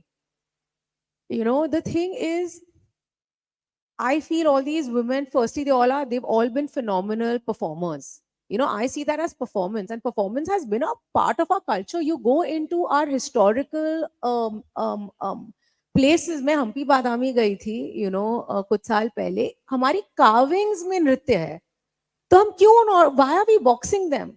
It's not their responsibility. It is our responsibility the way we view it. There's a problem in our lens. And I feel that cinema mimics society, and it is cinema's responsibility कि वो जाके art mimics society. Art की responsibility है कि वो समाज को आईना दिखाए. इसलिए कोशिश यही करते हैं कि empowered characters आप play करें. I hope I answered your question. I think sorry, I'll take one question from there. You can be loud or you can, the mic is coming to you. I think he's a little far off. Yeah. So first of all, Bhumi, I would like to confess that, I'm a great fan of yours. Right from, Dam Laga Ke Haisha till Bhakshak, I think I've seen all your movies. But there is one niggling thought, that, if I may say so, that you have some, during your film journey, you have restricted yourself to Hindi heartland movies and Hindi heartland roles. Say, characters which are set in Bihar or UP or Northern Delhi with your co-actors like, say, Ayushmann Khurrana or the other. But I would love to see you in a role which is, say, portrayed in South India or Eastern India for that matter. And as you touched upon the fact that, we have so many, ladies or women who have been part of the struggle, freedom struggle. So perhaps you could portray a lady from Eastern India and break the, the monotony that So has I would been love created. that. I would love that. If there are any budding filmmakers, please get me your scripts with that thought. I would completely love that. But firstly, thank you so much for all the appreciation. I'll tell you, for a very long time, I was very worried that, why am I only getting films from Heartland India, Hindi heavy films? And for the last year and a half, my work that's going to come out is very away from the cinema that I've been loved for. But I'm missing that so much. All I want to do is go into UP or some village in Rajasthan, Bihar, or, the eastern parts of India. But those are the stories I enjoy doing the most. I enjoy it so much, because again, those characters are so away from me. So that's a challenge. That's a true challenge for me. But I hope that my work that's going to come out all of next year is very away from the films that you've loved. Thank you. I'll take one last question before we go on. I think the gentleman here. Hello, sir. How all of you bring change. I witnessed it today. The moment you took stage, those plastic bottles got replaced by a glass bottle, and I noticed it. So thank you. I'm glad you're already inspiring change. Thank you, sir, for noticing that. Thank you. Thank you so much, Bhumi. Thank you for your time. You really, I think it was a very, very, I hope the interaction was enjoyable, but I think for me, I it hope was so too. very inspiring. Yeah. No, you're used to performing, for me, this is... Well, Ameya, I yeah. have to tell you, you are quite a surprise. I've always heard you speak because we've done so many interactions, but you're such a natural in front of a large audience. I found a lot of comfort in how easy and how just mindful and profound you were. Oh, thank you. Thank you so much. Wow. I think it's a mutual appreciation club. So I think that's what we'll call it. Thank you so much, everyone. And we look forward to our next speaker, Mansi Joshi. Yeah, before we close, I'll request for a small token on behalf of Indian Chamber of Commerce. And let us give her a huge round of applause for such an entertaining and impactful session. Thank you so much.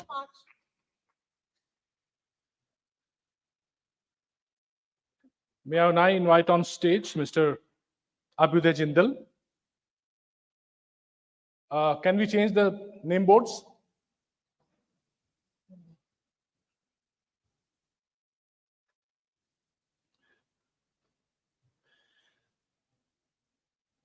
And please welcome our next guest,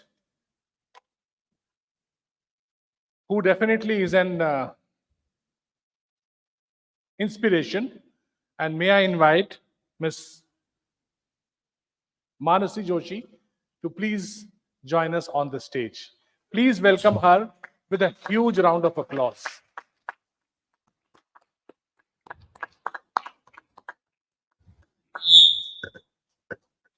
I'm sure the session is going to be equally inspiring, impactful, and motivating. Ms. Joshi, welcome.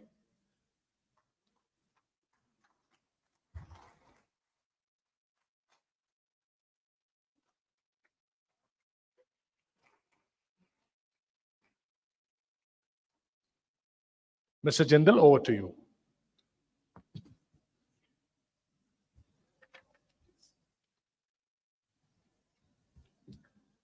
Thank you, Dr. Singh. I think from one inspiring speaker, inspiring lady to the next. I'm very happy and honored to present and moderate this session today.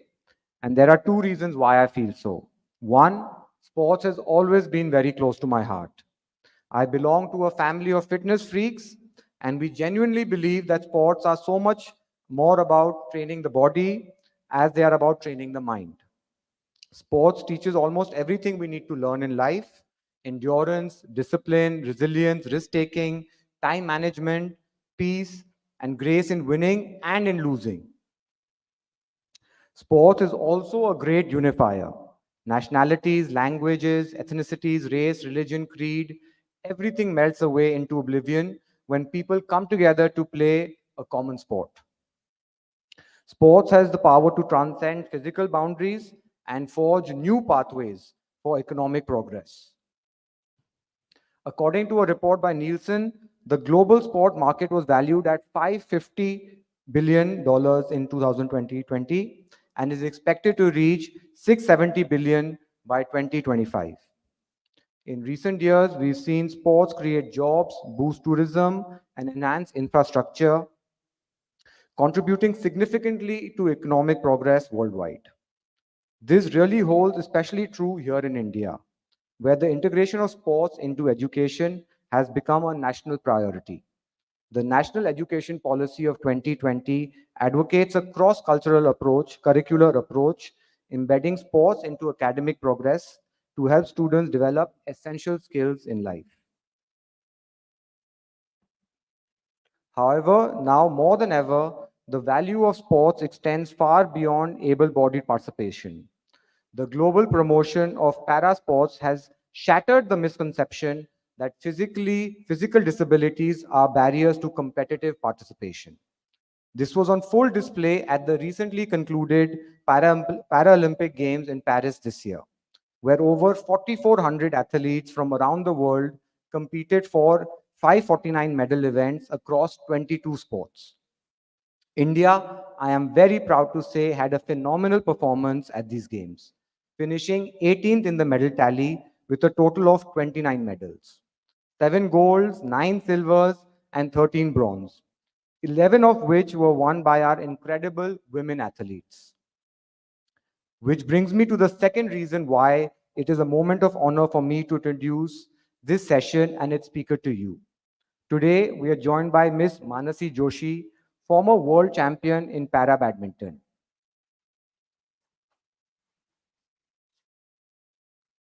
On behalf of the entire Indian Chamber of Commerce, I extend a warm and hearty welcome to you. Born in Rajkot, Gujarat, Ms. Joshi rose to become India's top para badminton player in the SL3 category. What makes her journey truly inspiring is how she turned a life-altering adversity into an opportunity and reward that will be remembered for generations. She is now a world champion in multiple categories.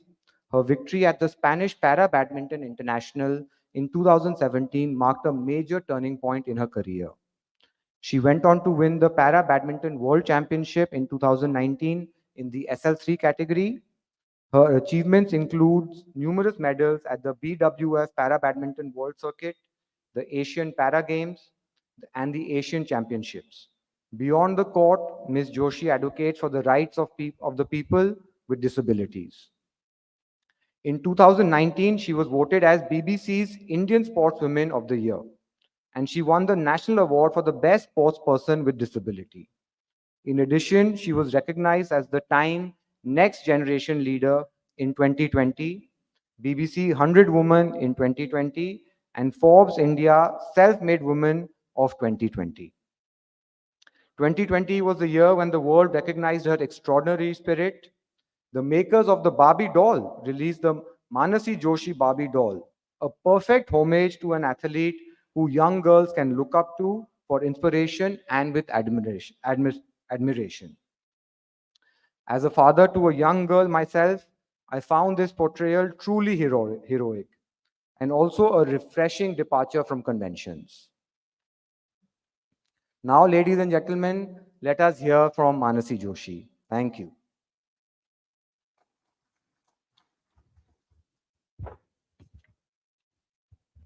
Thank you, Mansi, once again. Truly inspiring story. I would first like to start with your early life. Maybe you can take us through your time in Rajkot, your early education. What were your interests and dreams at that point? Thank you, Abhyuday. Thank you, Indian Chamber of Commerce, for having me today in your AGM. I'm really excited to be here, and thank you, Amaya, for calling me here. I was born in Rajkot in Gujarat, and I have done my education in Mumbai. I finished my engineering in Mumbai, and I started working in a software company. Since childhood, I've been playing sport. It was a part of my parents were very keen that their children should have overall personality, and they should be involved in multiple activities, right from sports to music to cultural and in almost everything. Sport was something which I really chose to be a part of my identity. I used to go for its coaching, but badminton and football, these were the two sports I was associated. Badminton was something which I fell in love with right since I was 6 maybe. And I've been training in that sport since childhood with a coach. And I identify myself as a badminton player, an amateur hobby. It's a hobby that I pursued till my engineering, till I was working in my office. It was just a part of my life. No, very interesting sport and a very tough sport to play. It looks very easy, but once you start playing, I think it's a very difficult sport to play. So, Manasi, you faced with a setback in life. If you would like to talk about it, how did you turn that around into a comeback? How did you challenge yourself to overcome such a disability and really achieve what you have done? So as I said, I've been playing this sport since childhood. One day on my way to work, I met with a road accident. That the signals were not working. This is Mumbai, 2011 I'm talking about. A busy Friday morning. Signals are not functioning, and it was a crazy day, and it turns into a nightmare for me. I was taken from the accident spot to hospital, and by the time I received the timely treatment, it took me, I met with an accident at around, say, 8:30 in the morning. By the time I went from one hospital to the other to get the best of care, it was already 5:30 that they started my operation. So I wasted a lot of time. It was a major injury, definitely. I spent 45 days in hospital. I underwent total of 6 surgeries. Every week, once my body would recover, I used to go for another surgery. So it was crazy initially. And I underwent 2 amputation surgeries. But once I came back home, I regained my lost strength because of the long hospital stay. I regained my ability to stand up again, and I learned how to do all the activities again. It's the story of each and every amputee. We all have to relearn how to walk, how to use crutches, how to use all the basic, you have to relearn everything. I started doing that. Sport was a huge part. Even when my operations were going on, I would tell my doctor that, doctor, I used to be a badminton player. Will I be able to play the sport again? And my doctors would say, आप चाहे तो आप Mount Everest भी चढ़ सकते हैं. So I was like, wow. Very happy to hear our doctors giving encouraging words. Yeah, but once I came back home, I realized नहीं, ऐसा सच नहीं है. मुझे तो वापस खड़े होना सीखना पड़ रहा. Mount Everest क्या चीज़ है? I never had a dream of climbing a Mount Everest. But now it's been almost 12 years, and I feel literally I could have climbed Everest if I would have thought about it. I started playing badminton for my rehabilitation, for quickening my rehabilitation process. I used to go for just doing standing strokes. Once I was doing standing strokes, I was able to leave a stick that I was using for balance because I was able to see in front. I was seeing up. That actually helped me regain balance. I know it's a very small thing, but for me at that time, even those things were difficult. So from that to becoming a world champion is a journey. I love playing badminton. I've been playing this badminton since I learned how to stand up again.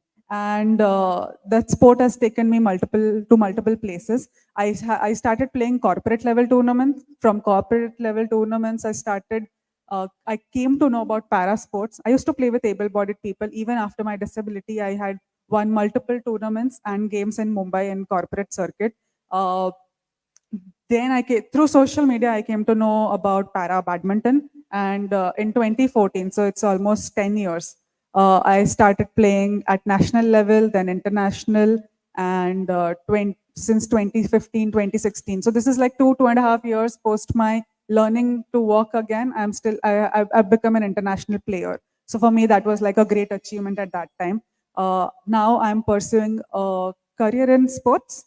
I enjoy playing badminton. The sport has taken me places. It has given me opportunity to speak up about myself, get an opportunity to talk about issues related to disabilities in India and abroad. And I love doing this. I love playing sport. Oh, it is truly, truly inspiring. I mean, you make it sound easy, but I think it has been a really difficult journey for anyone. And as much as the physical strain, I think it's more the mental strain that comes along with it that is as hard to overcome and achieve what you have done. Really, very inspiring. So, from there, you became world champion in 2019. You have been ranked #1 in para badminton. You were also the first Indian athlete on Time Magazine Asia cover. So these are truly very impressive achievements. What felt bigger, or what has made you feel that I have done it or I have made it now? When I played my first international tournament, I felt as if I've done something for myself. I represented myself for the first time when I had Indian flag on my chest. I felt I'm representing my country in another country. I used to carry one Indian flag with me. And with a lot of pride, we used to travel for tournaments. Just 3 years before, I was still recovering from an accident and in a hospital bed. I mean, I felt I'm out there. I can do anything. I started dreaming bigger. I never thought I could be a world champion, but I decided that I want to be trained by the best of coaches. I want to be trained by the best of people. So I started looking out for that. In 2017 and in 2018, I got an opportunity to meet Gopi sir, and by then I had achieved a few titles on my name. I requested the Indian national coach Gopi sir to train me. And he's like, Mansi, I have not trained para athletes. I don't even know how to train para athletes. But I assure you that I can provide you best of facilities and coaches. If you can tell us how to train you, then we will be training you. I said, yes, I know how to train myself. I just know I just don't have the skills. You have the skills. I know what is my limits and how much I can push it. And trust me, the limit that I had on day one, I mean, right now it's like a stepping stone. It was just nothing. I used to feel that was a limit I can't cross, but everyday effort, 7 to 8 hours of training, multiple sessions in a day, I think that gave me an opportunity to rise up ranks, develop skills in sports. So it's not just disability, it's developing skills also. Developing your movements also. So it's a mix of so many things. And you also should know what are your limits because there's very less study done in the field of para sports, amputation. Our prosthetics that we are using currently are only made to go forward. Like they're made for walking and running. But the sport that I play, yes, you have to move sideways, you have to move backwards. Very quickly. Yeah, and that too at the split of second. So I don't use a knee because knees are still not advanced, or innovation in the field of knees are still not done to move backwards. So I use a prosthetic for walking. I use another prosthetic for playing badminton. I have another prosthetic for running. So I carried 3 different set of legs when I want to play the sport. But yeah, I mean, there are a lot of intricacies, a lot of innovation that are required in the field. And once we have that, I think it's like going to the moon. It's or from going from moon to going to Mars. It's like that. It's just the same. I think we were talking about how we should have more movies on Indian freedom fighters, women freedom fighters. I think we need some movies on our para athletes also, because their stories are so inspiring. I mean, they really, really teach you something. You know, we take life for granted for so many times, and when you come across these inspiring stories, these journeys our athletes, our people have gone through, it really, I would say, it enlightens something, or it really sparks something in me at least. So I would say we need some more movies on para athletes as well. And that comes to my next question. Mainstream media does not cover a lot of para sports, but slowly it is changing. We saw very good coverage this time of para Olympics. What is something that you would like to see for yourself? How do we make improvements in that? So I love how media talks about sports, and we always have this sports column. And while growing up, I used to always open the sports column first and see कि India ने क्या perform किया, athletes ने क्या perform किया. I've been following sports news throughout. And once I became a sports person, I always wanted that I also get a chance to feature on the same sports page. Fortunately, I definitely got a chance. But what happens is the coverage that happens around people with disabilities. I still know, I mean, I remember in my 2019 World Championship gold, the media people would be always telling me, "Aap aapka full picture dijiye, full length picture dijiye." And that is to showcase my disability. And I used to give headshot or medal pictures. And I said, "Aap ye pictures be put kijiye," because I want to change perception around how people view disabilities. It's not, I don't want people to remember me by my disability. I want people to remember me by my face. And I mean, it's a very small kind of revolution that I want media to do, because we get this Sunday columns, or we get this middle page where people do talk about like our journey from front to end, and we really, like, every athlete wants people to know their journey, which gives a very good fan base also. But usually we end up only on those inspirational columns. But I don't want to be called inspirational because I just happen to have a disability. I want to be called inspirational because I achieved something in the field of sports. I became a world number 1. I became a world champion. So I want people to talk about my sports journey also. People talking about my skills, how beautiful my smashes are, or how intricate my drops are, or how difficult the movement I'm doing. But I want people to talk about that. I think social media is one of the biggest boosts. I mean, media is doing their own job, and they are definitely now have put us in sports coverage. You see the recent Paralympics. All the gold medalists were not in the sports column. They were in the headlines. They were on the first page. So this is the change we are seeing. And in future, this is only going to go to the next level. But social media, I feel, is in our hand. How we perceive ourselves, how we change, how things, I mean, I love using Twitter and Instagram, or all other, LinkedIn per se, to talk about my journey and build my own narrative in the way I want people to talk about me instead of how they perceive me. Because आप मेरे headlines देखेंगे ना, especially कोई भी जगह पर रहेगा a girl on single leg defeating or अपनी destinies, मतलब talking about disability and achieve trying to highlight that more than actually your eyeballs, achievement and correct. what you have done. So with time, I definitely see a change. We see now Sumit Antil ne world record break kiya. Now we see these news, and we need that kind of news. And how do you create new fan base? You create new fans for the sport when you give data, when you give more information, and when you talk about their success in the columns that they deserve to be. And that is what I want from media, and actually media is doing that. I would really request Mansi, please keep sharing your stories. I think it really, people feel if they do get some kind of disability or they do come meet with some accident, then life is over.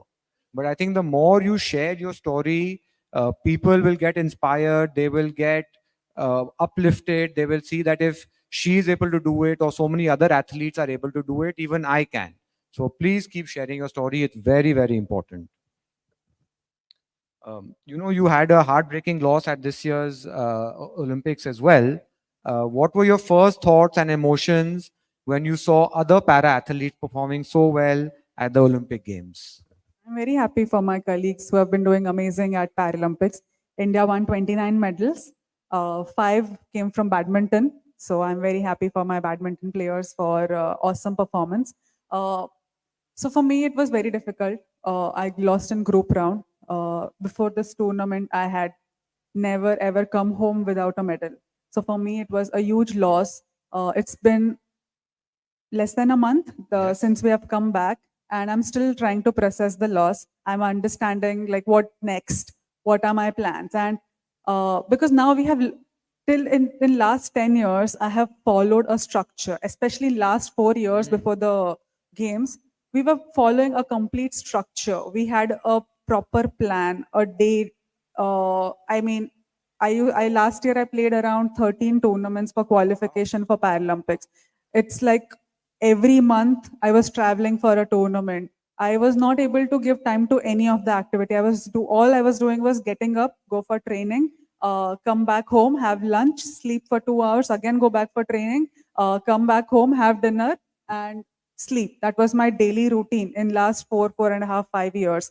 And now that I don't have a structure, I still feel, ab kya karna hai? So now when Amay said, "Aap aayenge yahan par," I said, "Okay, I'm free." So yeah, I mean, it is heartbreaking, but then this is how sports is. I have been through so many heartbreaks that losing a match definitely is. If there is a level, then I'll put it into a low level. I really wanted to win a medal. My body was ready, my mind was ready. I was completely in for getting a medal. But then sports is also about accepting a loss and coming back stronger, and that is what has taught me to do great in life. And I hope this will be a stepping stone again to do something better in future. No, you have proven that time and again, and I'm sure at the next tournament we'll see you with another medal. We really hope. India needs that. You have used your reputation to be the voice of people with disability. Any advice that you have for education institutes or corporates, what role they can play to improve or do something more in para athletes, or do something more for them? Any advice that you feel, because it has started, it has definitely started, but anything that you feel more can be done, or more what we should be doing? I mean, there's so much that can be done. The first step that any organization, be it school, college, or corporate, definitely, the first step is be an ally for everyone. Now, when in India we do have reservations, which is caste based, and of course we have reservations for people with disabilities. But the amount of reservations that we have right now is just 4%. Now, as per We the 15 movement, the amount of people who are living with disabilities, it is around 10 to 15% of a country's population, which is a very big number. In India, we have a 4% reservation because the past Rights for People with Disability Act were recognizing only 4 to 5 type of disabilities. But since RPWD 2016, total of 22 new disabilities have been recognized. Now, including thalassemia, acid attack victims, etc. What we want is organizations understand that inclusion is the need of the hour. It is not कि हम अलग है.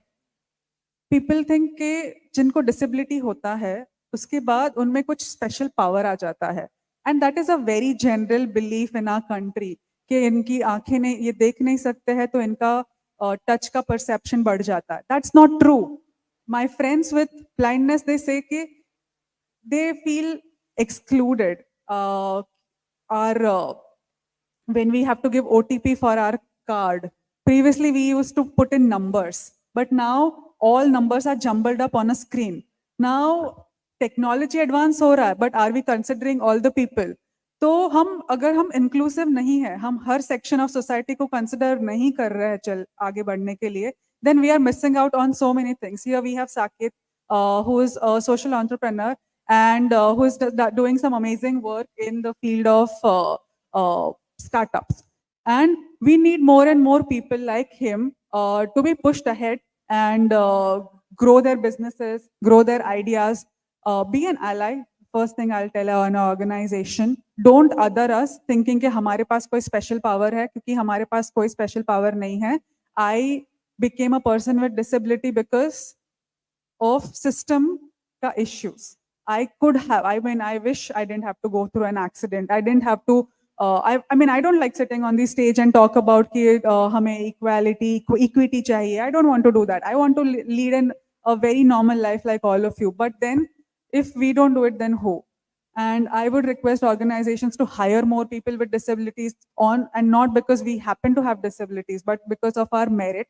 Do small, whatever reasonable accommodation that needs to be done. If a ramp needs to be built in your organization, be proactive in your company के हमारे entrance पे ramp होना चाहिए. Make sure you have lifts in your organization. Now, when you give these facilities, it's not facilities actually. These are just basic requirements. Absolutely. But because our infrastructure was developed very, very like in last generations, we still think that these are facilities. But these are stepping stones. When you give me access, you give me an opportunity to express my views. I bring in a lot to the table. And like me, we all people with disabilities.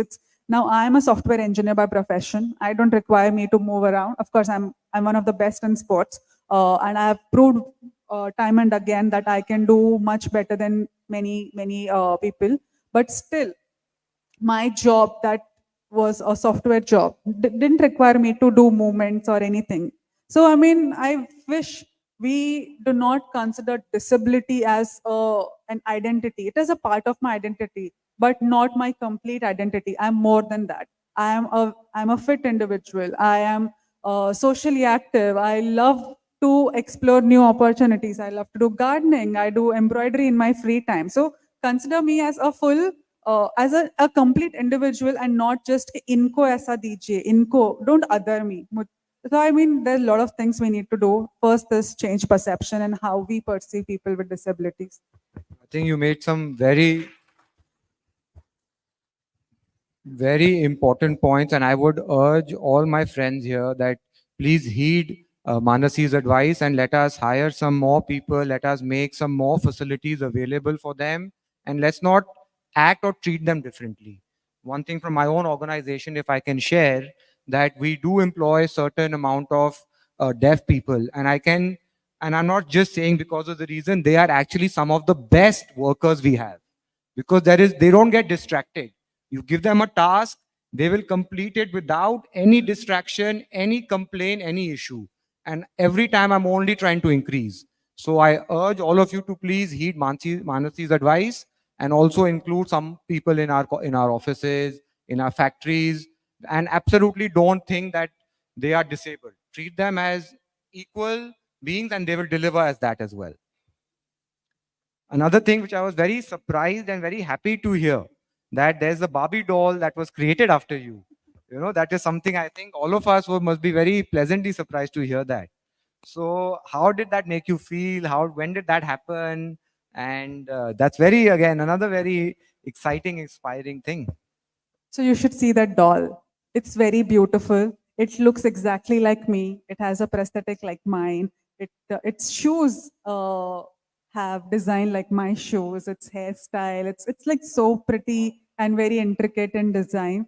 I was honored to get a one-of-a-kind Barbie doll model on my likeness by Mattel Toys. This happened after I became a world champion in 2019. And in 2020, on International Day of Girl, they released this doll. What I feel is when you include disability or when you include different people in your game, in your playtime, Like when you have a doll, a child has a doll in their early, when they are 2, 3, 4, 5, like at that age, when you give them an opportunity to be inclusive and you teach them that this is a removable prosthetic, people wear it like, I mean, doll wears it like this, the children will not think of excluding us. They will feel मेरी ये doll है, मैं इसके साथ खेलना चाहती हूँ, मैं इसके tomorrow somebody will be like, I want to, like if somebody who is like me in childhood, they'll feel like I want to become something like her. So I think when you include this inclusion in game time, I think it gives an opportunity to young generation to always include people even when they grow up. Now, when we talk about कि हमें समाज में एक मानसिकता बदलनी है, why we do that? Because वो एक एज के बाद जो लोग हैं in 50s, 60s, हमें उनकी मानसिकता बदलने की बात आती है. But younger generation, like yesterday, I'll tell you about this yesterday. There was this young kid. I had breakfast with his parents. His parents are PR Shri Jesh, who is India's hockey captain. So I had breakfast with their family. And he was so open. He comes to me, he looks at my prosthetic leg and he says, Didi, ye aapko kya ho gaya? I said, ye mera prosthetic leg hai. And I started explaining to him about how these prosthetic works. I said, and he's like, aapka pair Iron Man jaisa hai. So because he knows Iron Man, that's why he's able to include me and he's able to talk to me without thinking कि इनको क्या लगेगा. But their parents would be like, अरे ऐसा question क्यों पूछ लिया? So in the sense and then I encourage their parents that don't think that he is asking any wrong question. It is his curiosity, his mindset. So children, they want to learn. Children want to talk. They want to ask tough questions. We want them to ask, and through play, we can change. Absolutely. I think this was a fabulous move made by Barbie and how they did it. And I definitely would like to get one for my daughter. She's 5 years old and it's a good time to also kind of talk to her about all this through a Barbie. You know, it'll be fun for her and easy to absorb and understand also. No, it was a really, really inspiring talking to you, Manasi. Thank you for joining us. I would like to open the audience for some questions if anybody has. Maybe we can also take one or two.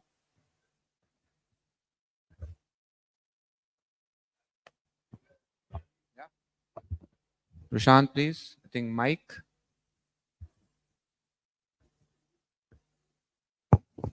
Hi, Mansi. My name is Prashant. I'm from the healthcare sector. Amazing to hear from you.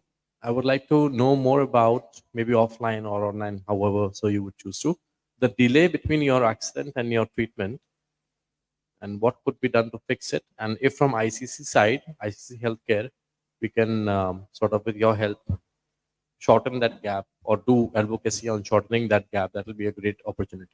Yeah, I think emergency response. Now, my accident happened in Mumbai on a very busy street called VN Purav Marg, which connects Sion to Panvel, like one of the busiest route in Mumbai. And in spite of that, I had to go through so much. Now, our emergency response is slow. And we need to quicken it. I know a lot can be done. And I'll tell you one more thing. Everybody around, when I met with an accident, their only intent was to help, but nobody knew how to. So let us teach what to do when life-threatening situation happens, how to immediately call ambulance. Now, when we called ambulance, I was awake when my accident happened. I was awake throughout my, it was like an ordeal. I was awake throughout. And I also was talking. I called my parents. I asked my father to come quickly to my accident spot. My father came within 10 minutes, but ambulance didn't. Ambulance came after 1.5 hours. And we kept on calling ambulance. The police havildar, everybody had come, but ambulance didn't come. So, I mean, it's sad that I'm sure now things are changing. Now we have 108. I mean, every ambulance's phone call away. My accident happened 12 years back. I hope things have become much smoother, but I still hear that accidents like this keep on happening and people are dying on roads.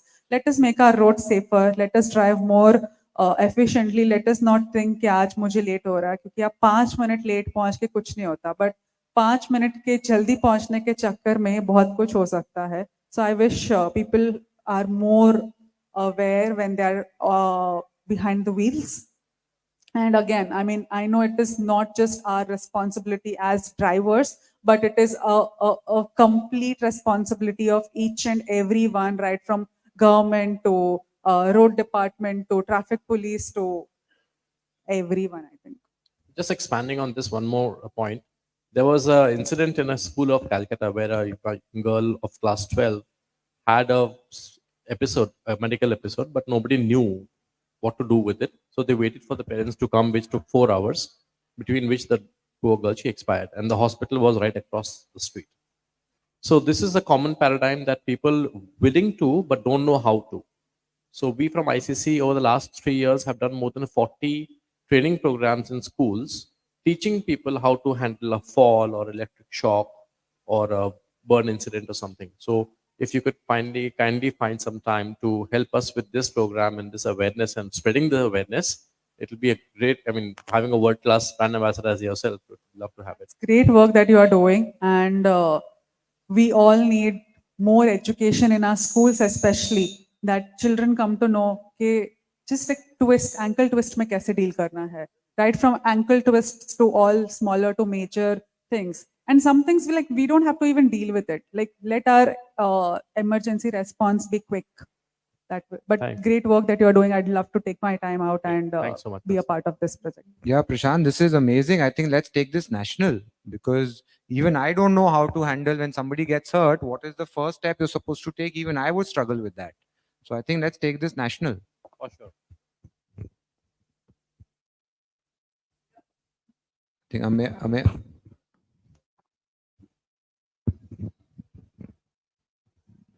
Hi, Manishi. I was in Paris for the Olympics, but how the perception is changing these days. Because against Terminator, you were tormentor. As you know, Harbhajan Singh and others, what did they do? And today, Deepa Malik is celebrating her birthday.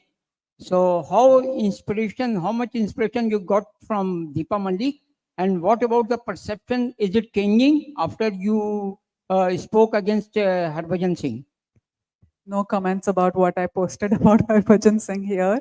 But thank you for coming to Paris and covering para sports.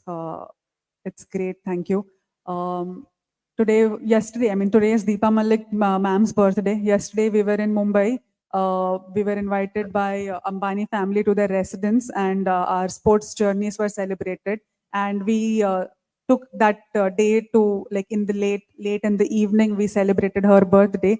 Deepa Malik is past president of Indian Paralympic Committee, and she is also a silver medalist at Paralympics. First woman to win a silver at Paralympics. So I think during her time, when she went for Rio, she was saying that there were just 4 medals. Number of women participants were very less. But in this edition of Paris Paralympics, this is my debut.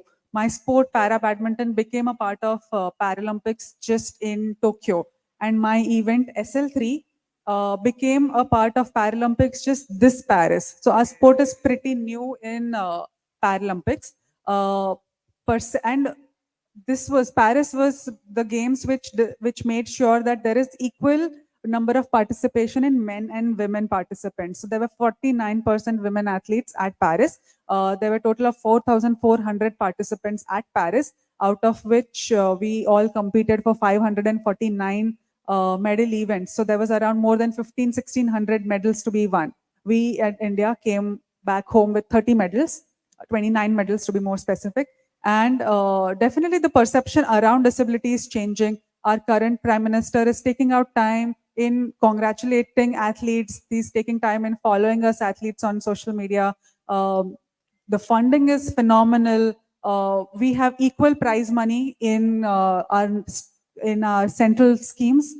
We have, like, I am equally funded like Sindhu. We both play badminton. We both are equally funded. Like if I put up a request that I need this X amount of funds for my tournaments, for participation, for training, my funds get approved. So government is doing a lot in bringing the changes in sports. It's very fully funded program, which is top scheme. We also have Khelo India schemes now, which are encouraging more and more participation of people with disabilities, because now we have Khelo India Para Games also.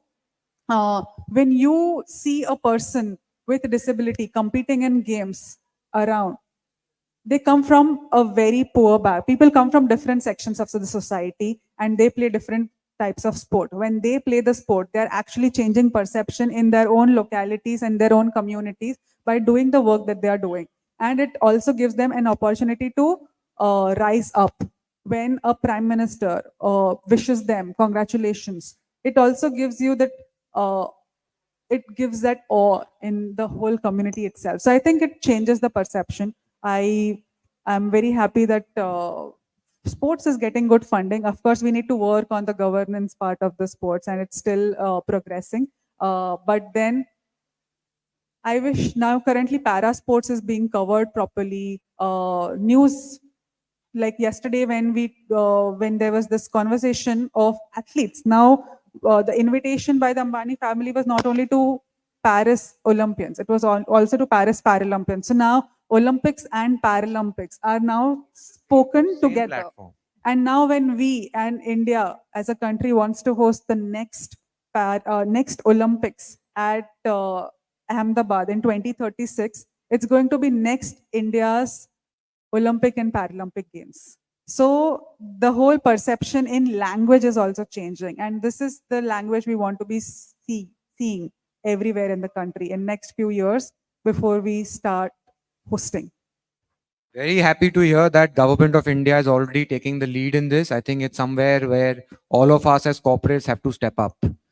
I think it's a truly inspiring story and very encouraging. Please keep sharing your story with all kind of audiences. It really teaches us a lot. And really thank you for gracing us with your presence. Thank you. Thank you for having me.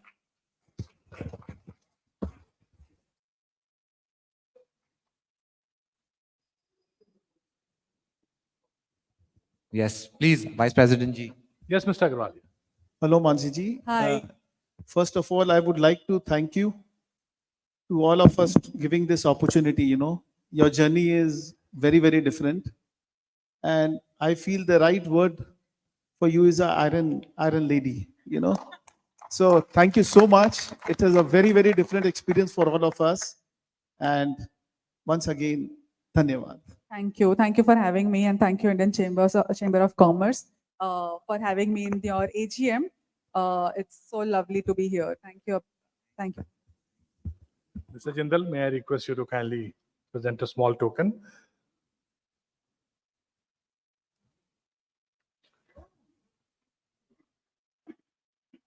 Please give a big hand to Ms. Manasi Joshi. I think she's not only able, but I would say she is specially able.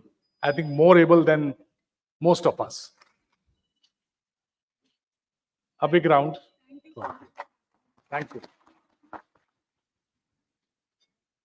We will take a short 5 minutes break. Dada will be joining us soon, and immediately we will start the session in 5 minutes or so.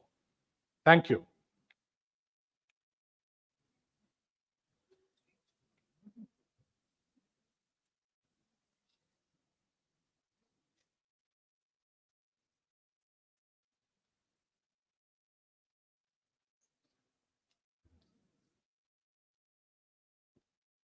Visually leadership in strategic foresight, and has been instrumental in steering the ICC toward new heights.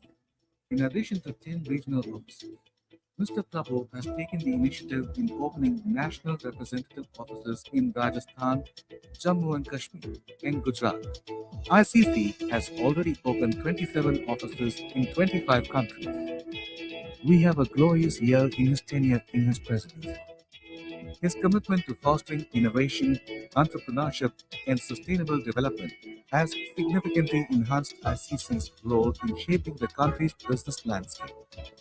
The conference held on 21st February 2022 with the Honorable Jal Shakti Minister of India was a significant gathering focused on water management and sustainability. The minister addressed pressing issues related to water conservation, management practices, and the government's initiatives to ensure sustainable water resources for all. The Bengal Means Business event in Spain showcased West Bengal Chief Minister Mamata Banerjee, who highlighted the state's investment potential. In collaboration with the International Chamber of Commerce (ICC), they emphasized opportunities in IT, textiles, and tourism, inviting Spanish investors to explore West Bengal's vibrant business ecosystem and strengthen economic ties. At the banking summit in Mumbai, Mr. Pratik Neki, IF's first secretary, Eco-Commerce for Power Bangladesh, engaged in a fireside chat with Ms. Anurati Bhattacharya, chairperson and CEO of Salesforce India, discussing the evolving banking landscape and digital transformation. On January 23, 2024, the ICC was invited to join the annual meeting of the Asia Pacific Trade Agreement Chamber of Commerce in China. As one of the founding members of Asia Pacific Trade Agreement Chamber of Commerce, ICC played a key role in this significant event. The Rise to Power conference held in February 2024 was a remarkable event featuring prominent speakers Raghav Chadha and Pariniti Chopra. Attendees were inspired by Raghav's insights on leadership and public service, while Pariniti shared a personal journey in the film industry, motivating participants to pursue their dreams. The fourth ICC Karnataka Startup Investors Summit connected startups with investors and industry leaders. Highlights: keynotes from industry experts, panel discussions on funding and growth, networking opportunity, startup showcase for pitching ideas, workshops on pitching and branding. At the ICC Summit on March 7, 2024 in Kohima, Nagaland, Mrs. Akamna Chupa, IAS, Secretary, Department of Horticulture, Government of Nagaland, delivered a keynote address. She highlighted the pivotal role of horticulture in driving economic growth and sustainable development in Nagaland, emphasizing the need for innovative practices, government support, and collaboration with local farmers to boost productivity and market access for the state's horticultural products. Her insights underscored the department's commitment to empowering the local agricultural community and enhancing the region's contribution to India's green economy. At the India Corporate Governance and Sustainability Vision Summit and Awards 2024, key industry leaders, including Pankaj Satria and Bhaskar Chatterjee, discussed corporate ethics and sustainability, highlighting the vital role of companies in achieving long-term sustainable development, with Ernst & Young, A, as the knowledge partner. At the Northeast Fruit Processors Meet in Itanagar, key figures like Toko Tiger and Koi Rinia discussed boosting innovation and growth in the region's food processing industry, with the event organized by the MOFI and ICC to support local producers and enhance access to technology and markets. At the ICC Summit on April 3, 2024, a significant milestone will be marked by the signing of a Memorandum of Understanding (MOU) between the Indian Chamber of Commerce (ICC) and the Gujarat Chamber of Commerce and Industry at the ICC Summit on April 6, 2024 in Kolkata. A landmark conference on leather industry, The Way Forward, will take place, spotlighting the future of India's leather sector. A key highlight will be the unveiling of the ICC National Expert Committee on Leather, established to steer the industry's growth and innovation. The conference will focus on promoting the Indian leather sector, both nationally and internationally, aiming to elevate its global competitiveness. Industry leaders, experts, and policymakers will discuss strategies to enhance production quality, sustainability, and market reach, ensuring that India remains a dominant player in the global leather industry. At the ICC Summit on April 8, 2024, members from North Bengal will have an exclusive opportunity to engage with Mr. Amaya Prabhu, President of the Indian Chamber of Commerce, ICC, during a special meet and interaction. The session was focused on the growth of industries in Assam and the Northeast region, addressing key opportunities, challenges, and strategies to accelerate regional development. The YLF Pride of Bengal Awards 2024 celebrates excellence for the achievement in their field. Harsh Niyoshi. He has been honored with the Pride of Bengal Award for his contributions to the healthcare industry. They were honoring individuals who have significantly contributed to their respective industries. This prestigious event recognizes exceptional talent, innovation, and leadership, spotlighting those who have brought pride to Bengal through their remarkable achievements.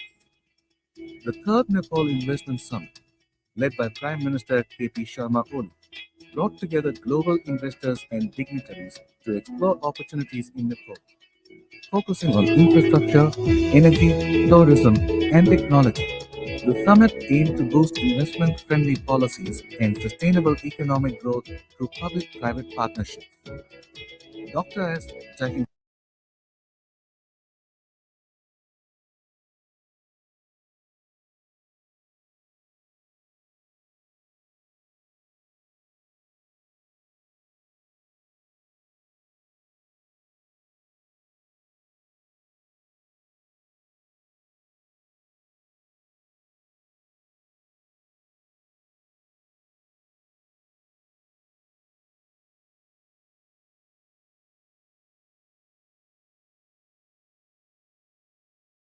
The Indian Chamber of Commerce, ICC, proudly hosted an engaging tenure with its dynamic president, Mr. Amaya Prabhu. He is renowned for his visionary leadership and strategic foresight, and has been instrumental in steering the ICC toward new heights. In addition to 10 regional offices, Mr. Prabhu has taken the initiative in opening national representative offices in Rajasthan, Jammu and Kashmir, and Gujarat. ICC has already opened 27 offices in 25 countries. We have a glorious year in his tenure in his presidency. His commitment to fostering innovation, entrepreneurship, and sustainable development has significantly enhanced ICC's role in shaping the country's business landscape. The conference held on 21st February 2022 with the Honorable Jal Shakti Minister of India was a significant gathering focused on water management and sustainability. The minister addressed pressing issues related to water conservation, management practices, and the government's initiatives to ensure sustainable water resources for all. The Bengal Means Business event in Spain showcased West Bengal Chief Minister Mamata Banerjee, who highlighted the state's investment potential. In collaboration with the International Chamber of Commerce, ICC, she emphasized opportunities in IT, textiles, and tourism, inviting Spanish investors to explore West Bengal's vibrant business ecosystem and strengthen economic ties. At the Banking Summit in Mumbai, Mr. Pratik Negi, IF's first Secretary, Eco-Commerce for Power Bangladesh, engaged in a fireside chat with Ms. Arundhati Bhattacharya, Chairperson and CEO of Salesforce India, discussing the evolving banking landscape and digital transformation. On January 23, 2024, the ICC was invited to join the annual meeting of the Asia Pacific Trade Agreement Chamber of Commerce in China. As one of the founding members of Asia Pacific Trade Agreement Chamber of Commerce, ICC played a key role in this significant event. The Rise to Power conference held in February 2024 was a remarkable event featuring prominent speakers Raghav Chara and Parinidhi Chopra. Attendees were inspired by Raghav's insights on leadership and public service, while Parinidhi shared her personal journey in the film industry, motivating participants to pursue their dreams. The fourth ICC Karnataka Startup Investors Summit connected startups with investors and industry leaders. Highlights: keynotes from industry experts, panel discussions on funding and growth, networking opportunities, startup showcase for pitching ideas, workshops on pitching and branding. At the ICC Summit on March 7, 2024 in Kohima, Nagaland, Mrs. Akamla Chupa, IAS, Secretary, Department of Horticulture, Government of Nagaland, delivered a keynote address. She highlighted the pivotal role of horticulture in driving economic growth and sustainable development in Nagaland, emphasizing the need for innovative practices, government support, and collaboration with local farmers to boost productivity and market access for the state's horticultural products. Her insights underscored the department's commitment to empowering the local agricultural community and enhancing the region's contribution to India's green economy. At the India Corporate Governance and Sustainability Vision Summit and Awards 2024, key industry leaders, including Pankaj Satya and Bhaskar Chatterjee, discussed corporate ethics and sustainability, highlighting the vital role of companies in achieving long-term sustainable development, with Ernst & Young as the knowledge partner. At the Northeast Food Processors Meet in Itanagar, key figures like Toko Tiger and Koi Rinia discussed boosting innovation and growth in the region's food processing industry, with the event organized by the MOFI and ICC to support local producers and enhance access to technology and markets. At the ICC Summit on April 3, 2024, a significant milestone will be marked by the signing of a Memorandum of Understanding (MOU) between the Indian Chamber of Commerce (ICC) and the Gujarat Chamber of Commerce and Industry at the ICC Summit on April 6, 2024 in Kolkata. A landmark conference on leather industry, The Way Forward, will take place, spotlighting the future of India's leather sector. The key highlight will be the unveiling of the ICC National Expert Committee on Leather, established to steer the industry's growth and innovation. The conference will focus on promoting the Indian leather sector, both nationally and internationally, aiming to elevate its global competitiveness. Industry leaders, experts, and policymakers will discuss strategies to enhance production quality, sustainability, and market reach, ensuring that India remains a dominant player in the global leather industry. At the ICC Summit on April 8, 2024, members from North Bengal will have an exclusive opportunity to engage with Mr. Amir Prabhu, President of the Indian Chamber of Commerce (ICC), during a special meet and interaction. The session will focus on the growth of industries in Assam and the Northeast region, addressing key opportunities, challenges, and strategies to accelerate regional development. The YLF Pride of Bengal Awards 2024 celebrates excellence for the achievement in their field. Harsh Niyoshi. He has been honored with the Pride of Bengal Award for his contributions to the healthcare industry. They were honoring individuals who have significantly contributed to their respective industries. This prestigious event recognizes exceptional talent, innovation, and leadership, spotlighting those who have brought pride to Bengal through their remarkable achievements. The third Nepal Investment Summit, led by Prime Minister K.P. Sharma Oli, brought together global investors and dignitaries to explore opportunities in Nepal, focusing on infrastructure, energy, tourism, and technology. The summit aimed to boost investment-friendly policies and sustainable economic growth through public-private partnerships. Dr. S. Jahin.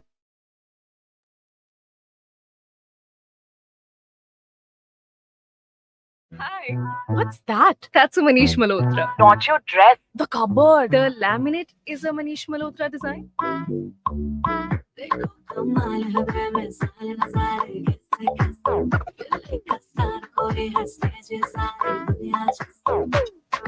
I totally think I should bring Manish home. Why not? Century Laminates by Manish Malhotra. Fashion for your furniture. Live it up. Tip चाहिए पैसा लगाना है तो century club prime पे लगाओ डूबेगा नहीं जलेगा भी नहीं कोई खा नहीं जाएगा धोखा नहीं देगा ऊपर नीचे भी नहीं होगा सेफ रहेगा और मिनिमम 30 साल का रिटर्न देगा इससे बेटर इन्वेस्टमेंट है तो बताओ सेंचुरी क्लब प्राइम रहो बेफिक्र What's that? That's a Manish Malhotra. Not your dress. The cupboard. The laminate is a Manish Malhotra design.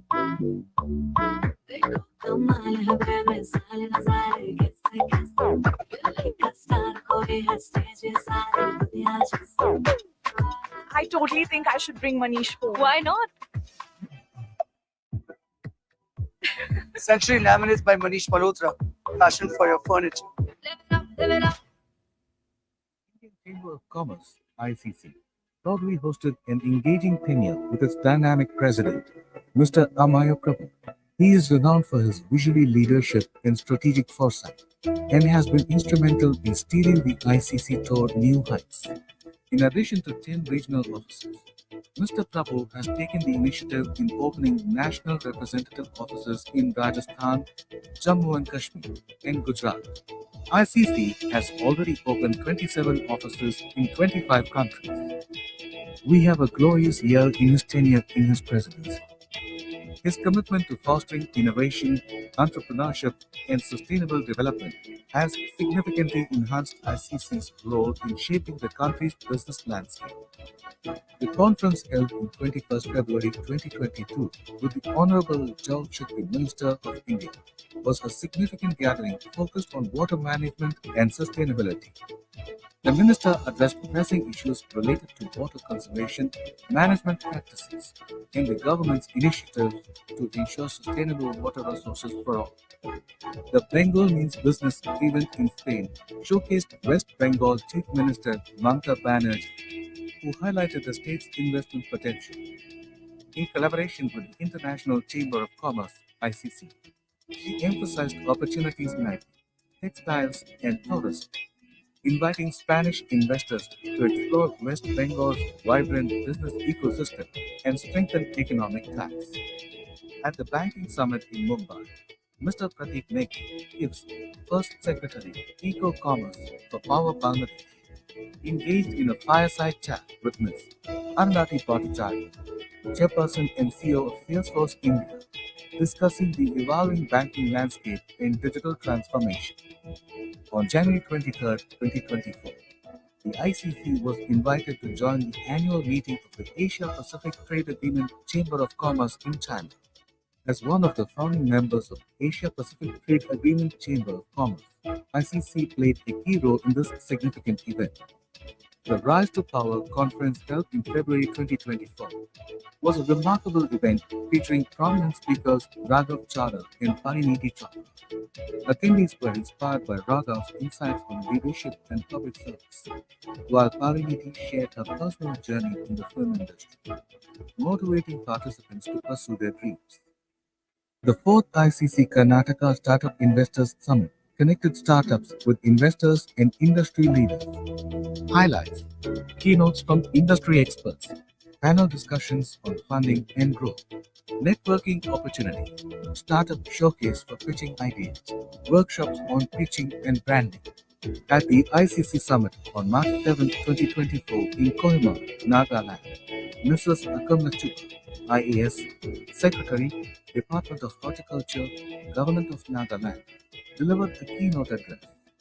She highlighted the pivotal role of horticulture in driving economic growth and sustainable development in Nagaland, emphasizing the need for innovative practices, government support, and collaboration with local farmers to boost productivity and market access for the state's horticultural products.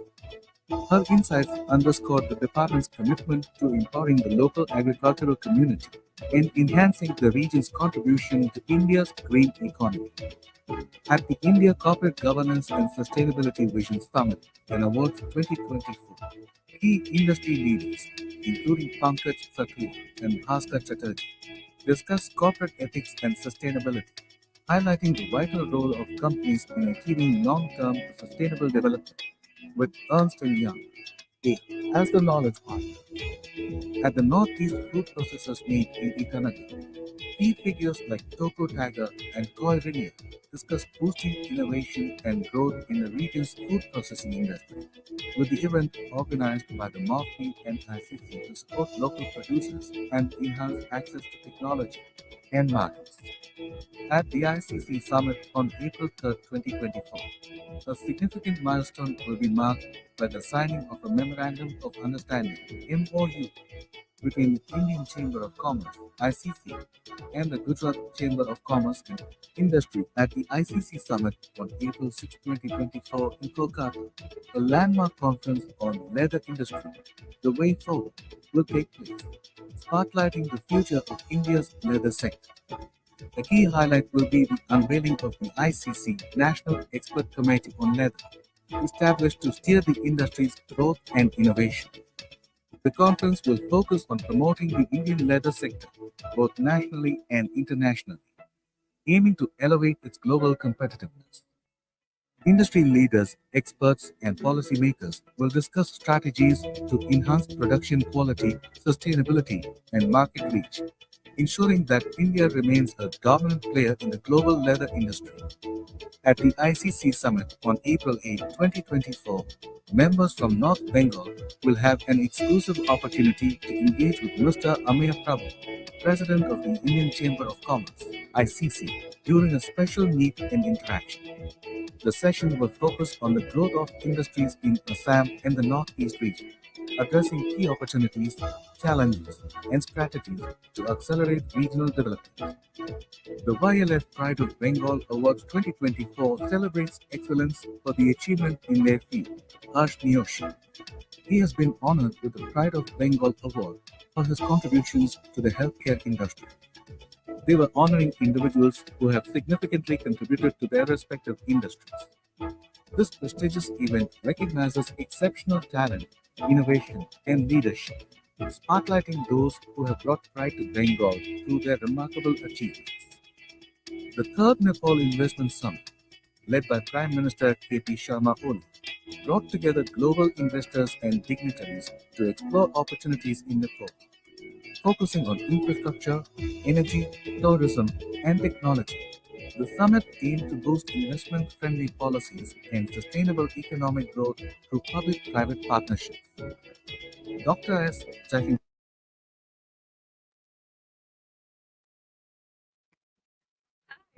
Hello, everyone. Please be seated.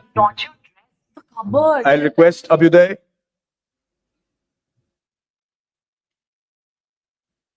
I'll request Mr. Jindal to come and introduce. Please, everyone, be seated. Thank you.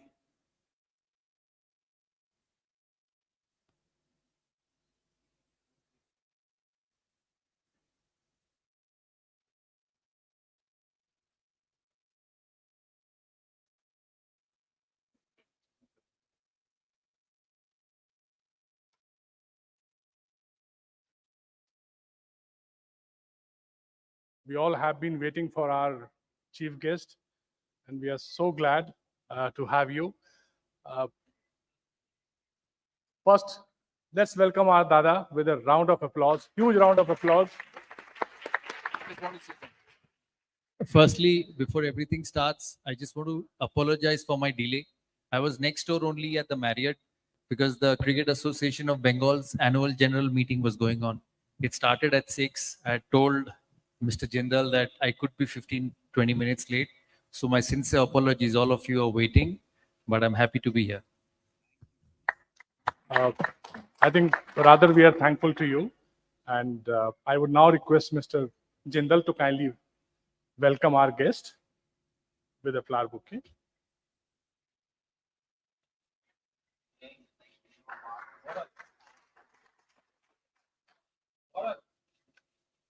Over to you, Mr. Jindal.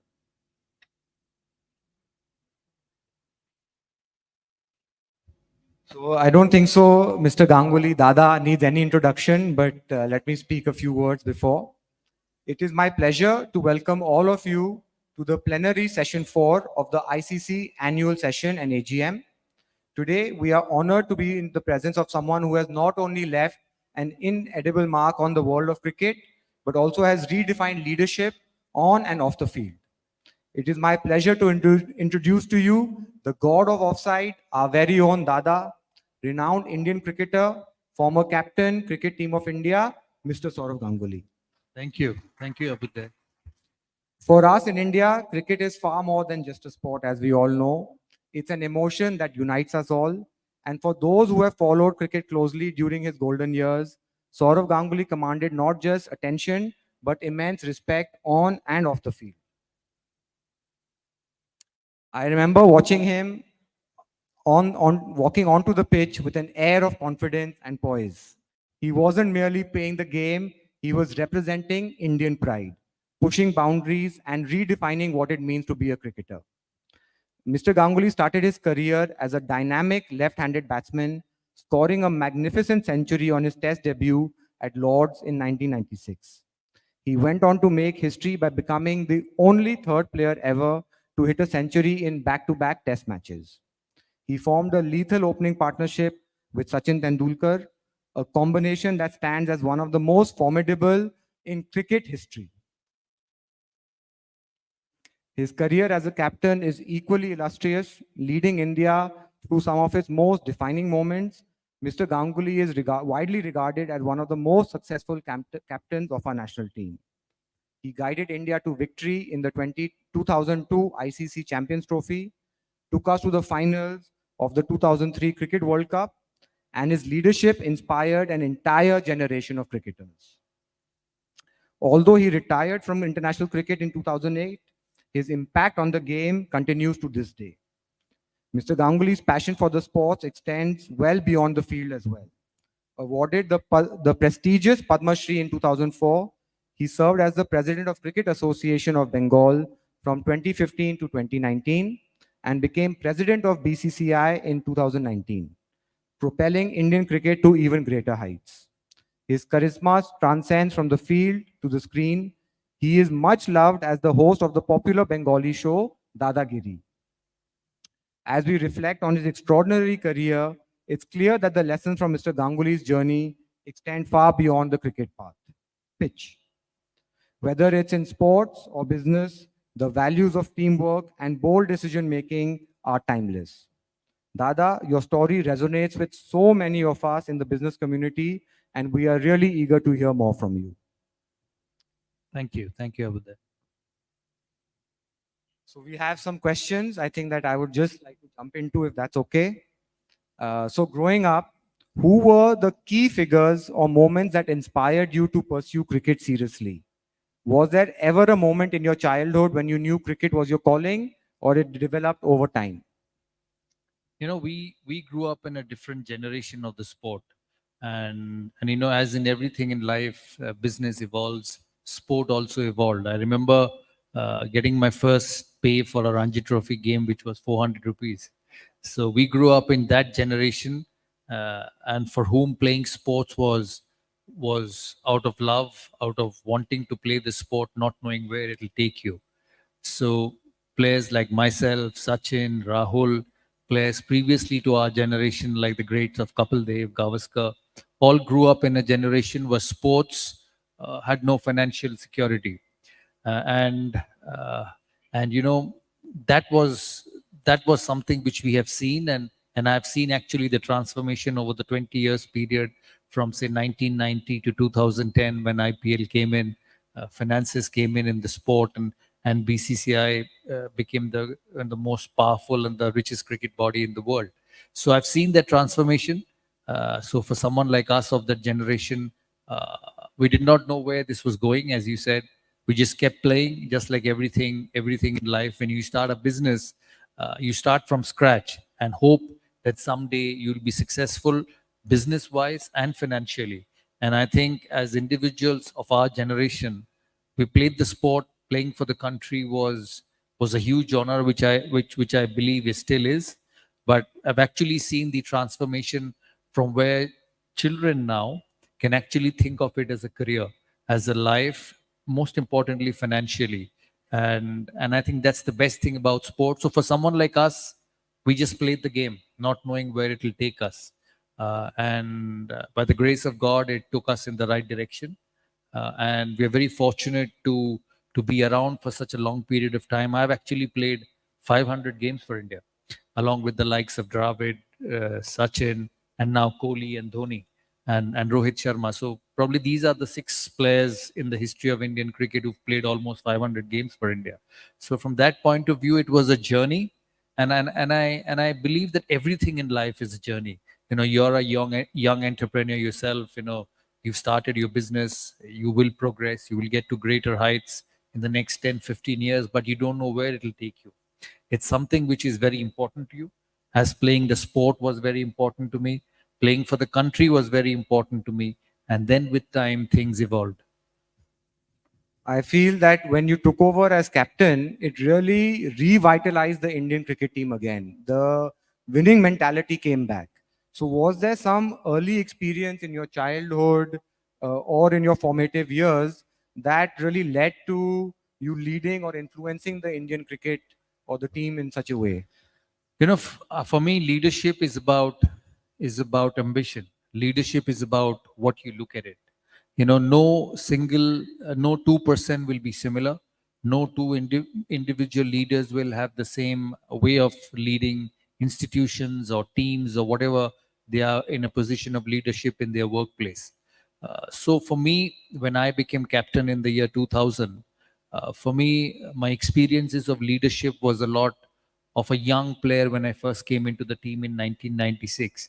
You know, understanding the pressures of the sport, understanding the pressures of an individual, of a young player who's trying to establish himself in the world stage. So a lot of my experiences as a non-leader was important in my journey of leadership. And when young players came in, I made sure that they have a atmosphere to perform. They have the right kind of people backing them to perform, and they probably get the right mindset to perform. And I think that's very important in leadership. So I did not read the book of the art of captaincy or anything. I just did what my gut feel said, and a lot of it was from my experiences as a player. You know, the pressures I went through. There are times, in your career when you start, that, you have 1 or 2 games to make or break your life. You succeed. If you don't succeed, somebody else succeeds. And I think that really helped me nurturing young players, giving them a platform, giving them an opportunity where there is no fear. The opportunity and the requirement was to perform and play to the best. Rest did not matter. So for me, leadership, there's a whole lot of things about leadership, and it could take me a whole evening talking about it. But I think it's about your vision. It's about what you want as a captain. When I first became captain in 2000, we were a great side. We were a great side at home. We would beat teams at home because we had the greatest spinners ever. But when we went away from India, we had tremendous individual performances, the likes of Sachin, Dravid, Azhar was there before me. There was Manjarekar, Gavaskar, who would have great individual performances. But when you went away to Australia and England, where it was seaming, bouncing, there's a lot of pace, you knew at the day 5, more number of times as a team you won't succeed. So as a leader, it was important to have that vision of being respected when going away. It's not just when you come home and you get pitches with spin and you have the best spinners in the world and you win cricket matches. But it's about getting the respect away in that generation. And I learned a lot from the Australians in that period. They were probably the best cricket team in the last 35, 40 years I've seen, other than the West Indies of 1975. And what they did was they had the talent to win at home and the talent to go away and win. And I think that was something which I wanted to do. And I was fortunate, as I say, wherever I get an opportunity to speak, that I have had the fortune of leading people who could actually easily be captain in that team. The likes of Dravid, Sachin, BVS, Anil, they could be captain of India before I was captain of India. So I considered myself fortunate to be in a position to lead such champions who are all-time greats in Indian cricket. And I actually could see the transformation, because for me, I may be captain, but they were also leader in my group. And I firmly believed in a team. I firmly believed in everybody feeling it as a team, not just as a captain, because single-handedly you don't win cricket matches. You have 11, 12 players who actually win. So it was important that they also be a part of the leadership group in your journey to success. I think that is the mark of a true leader, when you're not taking all the accolades and all the praise, but you're sharing it with your team. I think that marks a real true leader. I'll just add on to it, Abu. I firmly believe in sport and business. You hire individuals to tell you what to do, and it's never the other way around. Sometimes we feel that when we get into positions of leadership, when we get into positions where we have the power and authority to decide and take decisions, we actually forget the people who make you successful as well. And I think that's very important. That's very important for individuals to understand that India will only win if a Tendulkar, Dravid, Lakshman, whoever of the 11 perform. It's not just about the captain or a Saurav Ganguly or a Rohit Sharma at the current moment. And I think that understanding is important. You have people around you who will help you to win cricket matches. There are a lot of things that you can take from on the field to into your boardroom as well. And like you're sharing these examples is rightly so. I think there's so much learning that comes from playing a sport, playing a team sport, that we can include in our corporate world. Yeah, absolutely. And you know, in life, I believe, and there's a lot of senior people in this room who've probably seen a lot more than I have. Your life off the field decides what you do on the field. And I think that's very important. It's a sign of your character. It's a sign of your inner self. It's a sign of what you're made of. And I've always believed that you carry on the field what you are off the field. And I think that's very, very important. Moving away from cricket a little bit, you've recently become an owner of Kolkata Royal Tigers racing team. Racing is a relatively new area for you. What sparked your interest in promoting this sport, and what are your expectations from the team and the sport in India? You know, I've been involved in various sporting teams, and the closest probably is Delhi Capitals to me. And I share the team with your family. So that is probably the closest to my heart. But many of these teams, I just get forced into it to find a way to popularize it, find a way to market it, and make that sport popular among the people. You know, with racing, just like football, when we came in 2014, I was the first. We were the first group of teams who started the ISL, being a part of Mohan Bagan. You know, no sport in this country is as blessed as cricket. So every sport has a challenge, whether it's football, whether it's racing, whether it's tennis, whether it's badminton. I know every sport has a challenge in its own way. And I think the racing league, it has a challenge on its own. But as you know, Formula One is so popular around the world, although it's not to the stage of Formula One yet. It's Formula 4, Formula 3 at the moment. But then, you know, you begin with something. You know, when IPL came to India, nobody thought that T20 cricket and 4 or 5 hours of cricket would become so popular all around the world. So I think everything has a start, and then you take it to success, and then you take it to greatness. So for me, motorsport in India is one. But you know what sets India apart from anywhere, any other part of the world is our country. You know, is a country where the acceptance of new things are much more than anywhere else in the world. I keep saying to everyone, you know, we go to England, we go to America, we go to Europe, to other parts of countries outside India. For me, they're only good for vacations. There is no better country than India. There is no better country than India from sporting prospect, from work prospect, and you know, it's the people who make things so successful. And I think it's a journey which the motorsport will have to take, or any sport. You know, badminton has come across such a long way when it started. You know, when you look at the Olympics, when you look at the Asian Games, what India was 10 years ago and what India is now is like chalk and cheese. You look at women's cricket. Women's cricket has evolved immensely. So you got to give everything a little bit of time. I know you cannot compare everything with cricket, where cricket has gone, but I'm sure with time, every sport has a place in this country. I completely agree with you, and I think more and more of this is required, because we definitely want to see an Indian F1 driver. We definitely want to see India competing in a FIFA World Cup. You know, these are something that as a kid, even I've been dreaming of and waiting for. Yeah. So more of your involvement and people like you taking these other sports other than cricket will really revitalize them. Yeah, I think it's a lot also about infrastructure. Whether it's motorsport, whether it's football, whether it's hockey. You know, hockey in India is the top team in the world. It's about what infrastructure you give to athletes. You know, with infrastructure, athletes get better. And I think that should be the biggest challenge and the biggest I would say, the plan which every sporting body should look at, because at the end of the day, the sport is made popular, bigger or smaller by the people who participate in it. And as long as they get the infrastructure to participate, I'm sure there'll be improvement. Absolutely. Now coming back again to cricket and mixing it with the corporate world again, building a winning team. That is something that you have done tremendously time and again in your career. How do you identify and nurture talent, whether it be on the field or off the field? Any example you can share? Or In sport, nurturing talent is about gut feel. There is a lot more systematic way of doing it in business, in doing it in other aspects of life, but sport is about real life.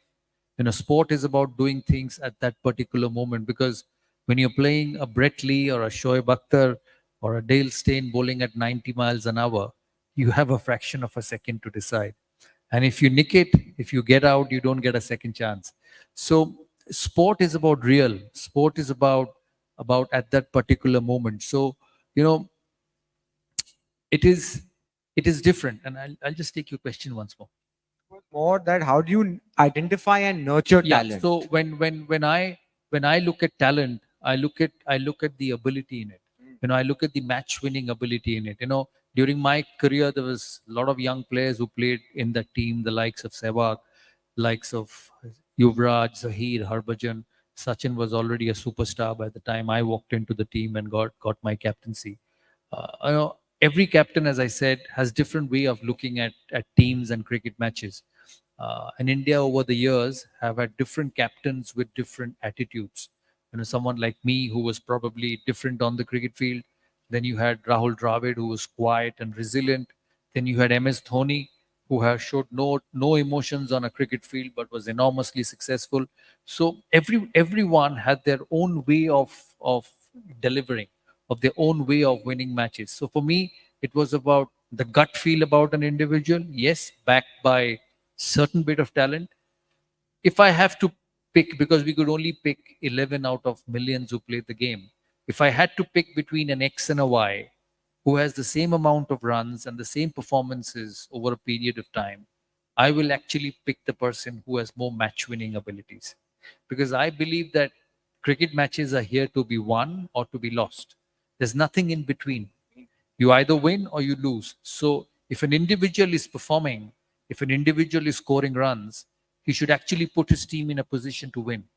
There have been great players over the years who've actually scored runs, but the team didn't win because of the impact of those runs. And that's why people like Sehwag, people like Yuvraj, MS Dhoni, Rohit Sharma, Virat Kohli's of this generation have so much impact on teams. And I think that's very important. It's your eye to identify talent. Once you have that, because as you said, there's a lot more systematic approach in business. There's degrees, there's work experience, how much time he has spent with other companies, where he has taken to other companies. But sometimes in sport, you don't have that opportunity. When you pick a 19-year-old or a 20-year-old or a 21-year-old who's just raw and talented, so you have to use your gut feel at times to see whether he's capable enough of taking you ahead. And I think that's very important in leadership. It's about the eye you have for talent. Anything that you can tell us about learning from a failure, or how to overcome a setback? Like 2003 World Cup finals, India played the best. That tournament, India was definitely the best. I think all of us here were sure that India is going to win. And obviously, we all know what happened.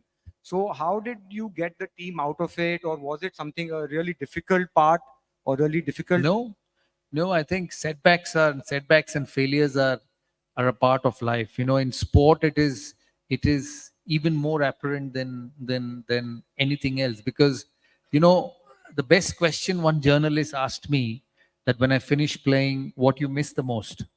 I said, I miss that challenge. I miss that challenge of waking up at 6 o'clock in the morning, getting ready for a match, that pressure, the nervousness of being a success or a failure. The entire world is watching. And then by 4 o'clock in the evening, you're either a success or a failure. And it happens everything in quick time. But at the same time, that you go back and start from scratch. So failures are a part of every professional's career. For me, it was important that when you succeeded, how much you succeeded. And when you look at Sachin, he's played 700 games for India. He's got 100 international hundreds, which is a phenomenal achievement. But having said that, he also has underperformed in 600 games of his career. So that's a part of life. You have to find a way to get back. And I'm sure it's in business as well. With the pressures you all go through, you don't have every quarters which have the same amount of profits. You go up and down, you go through a cycle of success and failure. And then by the end of a year, by the end of the cycle, you judge yourself that whether I've progressed or I've not progressed. And it's a similar thing in life with failures. You will fail. The best in the business fail, but the most successful ones succeed more than they fail. And I think that's very important. It's about the most important mindset in sport is about the belief that every morning when I wake up to go and play, when I wake up to go and succeed, it's going to be my day. It will not be all the time, but what is going to stand with you and what is going to be with you in tough times is that belief that, I will succeed. And you have your ways of succeeding. So I've always said to individuals, the best fail and the best recover quickly more than the others from failure. I think that's very important. I think very well put. That's a big learning for all of us. And I will try to follow that as well, to keep yourself motivated, to keep telling yourself. Because yesterday has no meaning. You don't have control over the future. And if you keep worrying about the failures of the past, it will not give you confidence. So it's about that particular day. It's about that particular innings, whether you succeed or you don't. If you succeed, you get yourself ready for the next one. Sometimes in life, we think too far ahead. That, I've got a season, I've got 12 matches in the season, 12 tests in the season. I need this much amount of runs at the end of the season. All what it does is puts so much pressure on you. What you need to do is that game, how you perform that game, and then you go to the next game, and then you go to the next game. And that's how you progress. No, I think that's so much to learn. And again, I can see so many parallels between the sporting world and the corporate world. It's amazing. Now you've also become the Bengal brand ambassador on 21st November 2023. What are your thoughts and actions for Bengal in industry? And you have also said you want to make Bengal a sporting superpower. How will you do that? Well, to be honest, I don't get involved in making Bengal a superpower in industry. Obviously, the powers are somewhere else. But I, just like all of you, I also want to see the state progress. I obviously promote the positive aspects of the state, but it's not within my jurisdiction to create the positive aspects of the state. So I know, just like many of you, I also invest in small ways I can. As you know, we're building another steel plant in Midnapur, and we'll take about 18 to 20 months to start the first production.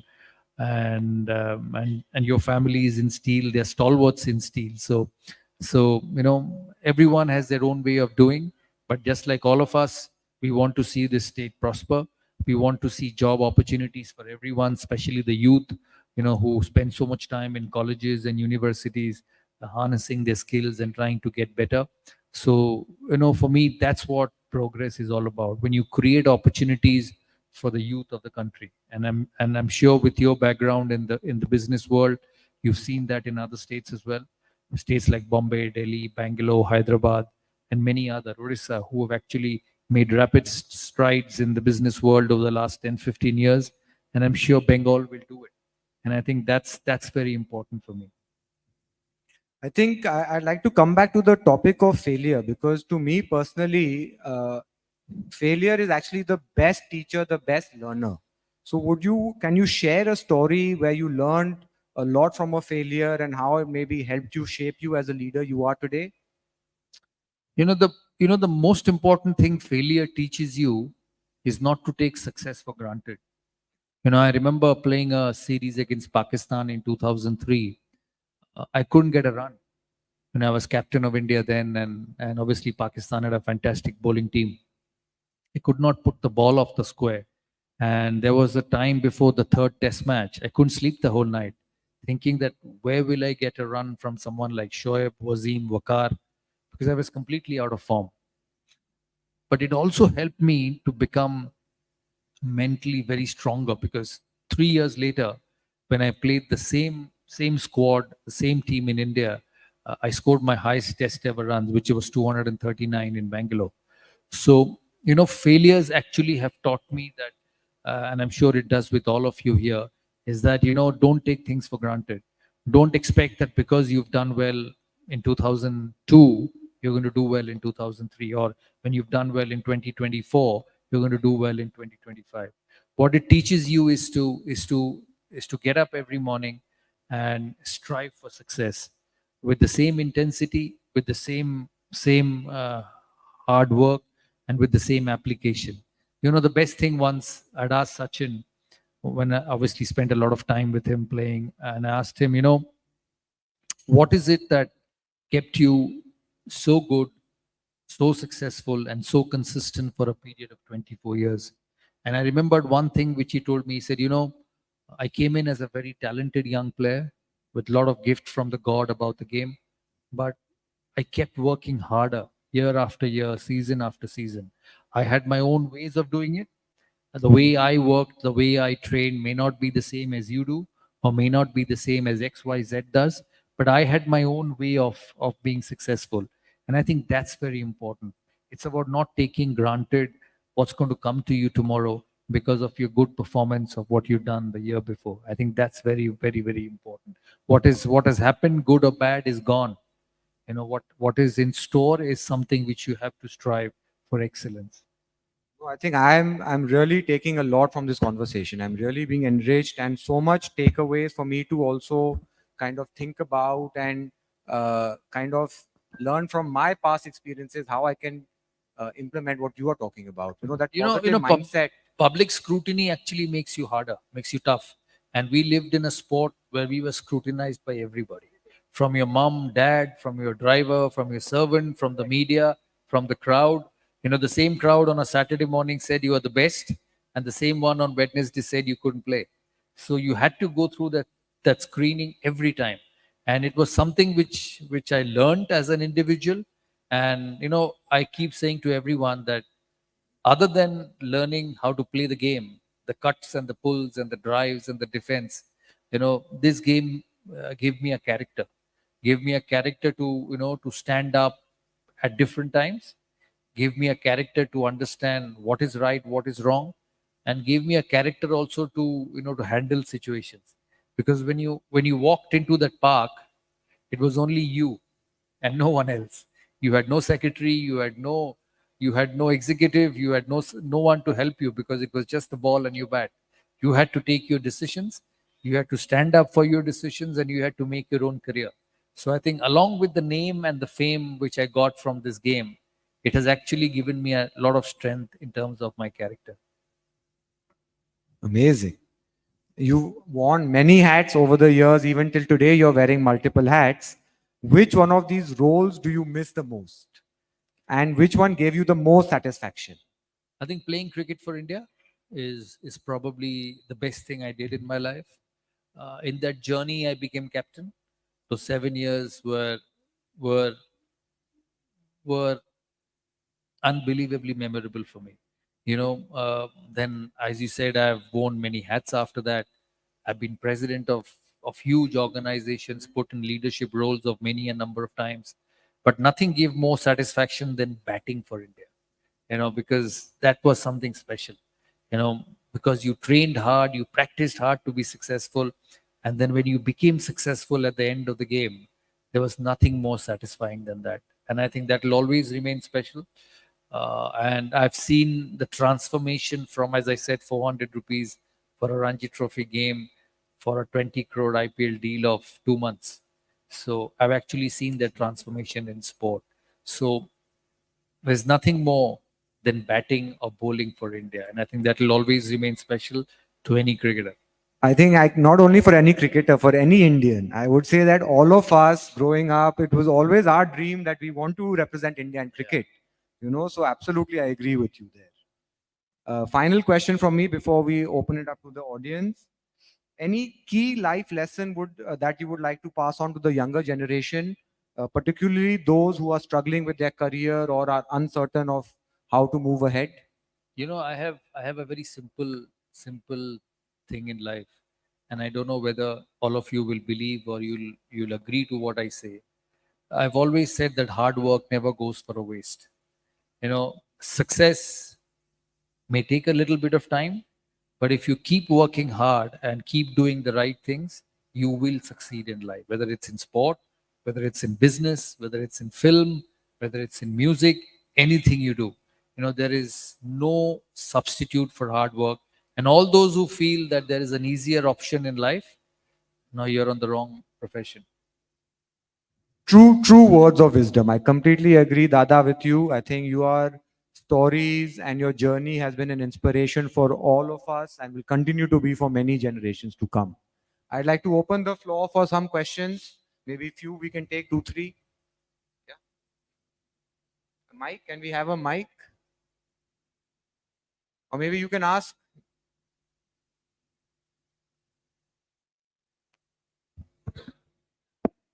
Hi, Dada. Hi. My name is Aditya. It's such a fanboy moment being in the same room as you. I'm such a big fan that when you joined the Pune team in IPL, I started supporting Pune. I have a request and a question. My request is arguably the most famous image of yours is your celebration at Lord's, the NatWest final. So we would like you to regale us with the story behind your celebration. And my question is, what are your expectations from India's upcoming tour to Australia and the World Test Championship final? And what do you think we should do to break the jinx the third time round? The first question is, what made me do that? Because it was a young boy who was happy. I don't think I will ever do that in my life with anything. We beat England in England. And I was, in 2002, I was about 29 years old. And beating England at Lord's on a Saturday was a dream. It's like India's home game at Lord's. The best place, or probably the most historic place to play cricket. And then when an Indian team goes and wins on a Saturday afternoon, it's an unbelievable atmosphere. So probably that was one of the reasons I lost control of myself. And 6 months before, when England came to India, they leveled the series, and one of my dear friend did the same thing at Wankhede. So a young boy who was, young blood, I did it, and I don't think I can ever do that again. Coming back to your second question, we loved it. We loved it. There was a time when during that period after I finished playing 2013, 14, 15, I used to open television to watch cricket, and I used to only see that visuals on Star Sports. So I actually called up one day the CEO of Star and said, Chief, I've got 20,000 runs for India. The only people who has got more runs than me is Sachin and Dravid during that time, and obviously now Virat has gone ahead of me. So I said, I'm the third highest run getter in the history of Indian sport, and I've got two great people just ahead of me. Can I see some of my cover drives and cuts instead of that bare t-shirt every evening at 7 o'clock? So, they said, no, I can still show you cover drives and cuts, but we can't change that picture. Luckily, after that, with a lot of India wins, that picture has slowly started to go on in the back room of the production houses. Secondly, coming back to India's chances in Australia, it's going to be a tough series because Australia is a very difficult side. I know India did well in 2017, India did well in 2019, but since then that Australia team is a much tougher and a stronger team. But then, Indian cricket also has evolved immensely. You couldn't imagine that in 8 months' time, India goes to final of 2 World Cups, loses one, wins one. And I think that's the greatness of the side. I remember in 2001, 2 and 2003, when I was captain, we played 30 World Cup matches and we lost 2. And it was 2 finals, one to Australia and the other one was to New Zealand. We hadn't lost a game during that period. And I see the same thing with this team when they went to the final at Ahmedabad against Australia and they lost. And then they went back to the T20 World Cup in 8 months' time and went undefeated to beat South Africa in that final. So this is a very strong Indian side. But at the same time, they'll have to be very, very careful because the likes of Rohit, the likes of Kohli are towards the end of their careers. You know, a Kohli in 2017 or a Rohit in 2017 is different from the one in 2024. So they'll really have to play out of their skins to get past Australia. But the positive side is our bowling attack is probably better than Australia's. You know, and it's so good to hear that an Indian team touring Australia with a better fast bowling attack than the Aussies, which I think is the biggest plus point of Indian cricket. When you see the likes of Bumrah, Shami, Shiraz, Akashdeep, Mukesh running in on those wickets, there'll be really a handful against those Australian batting.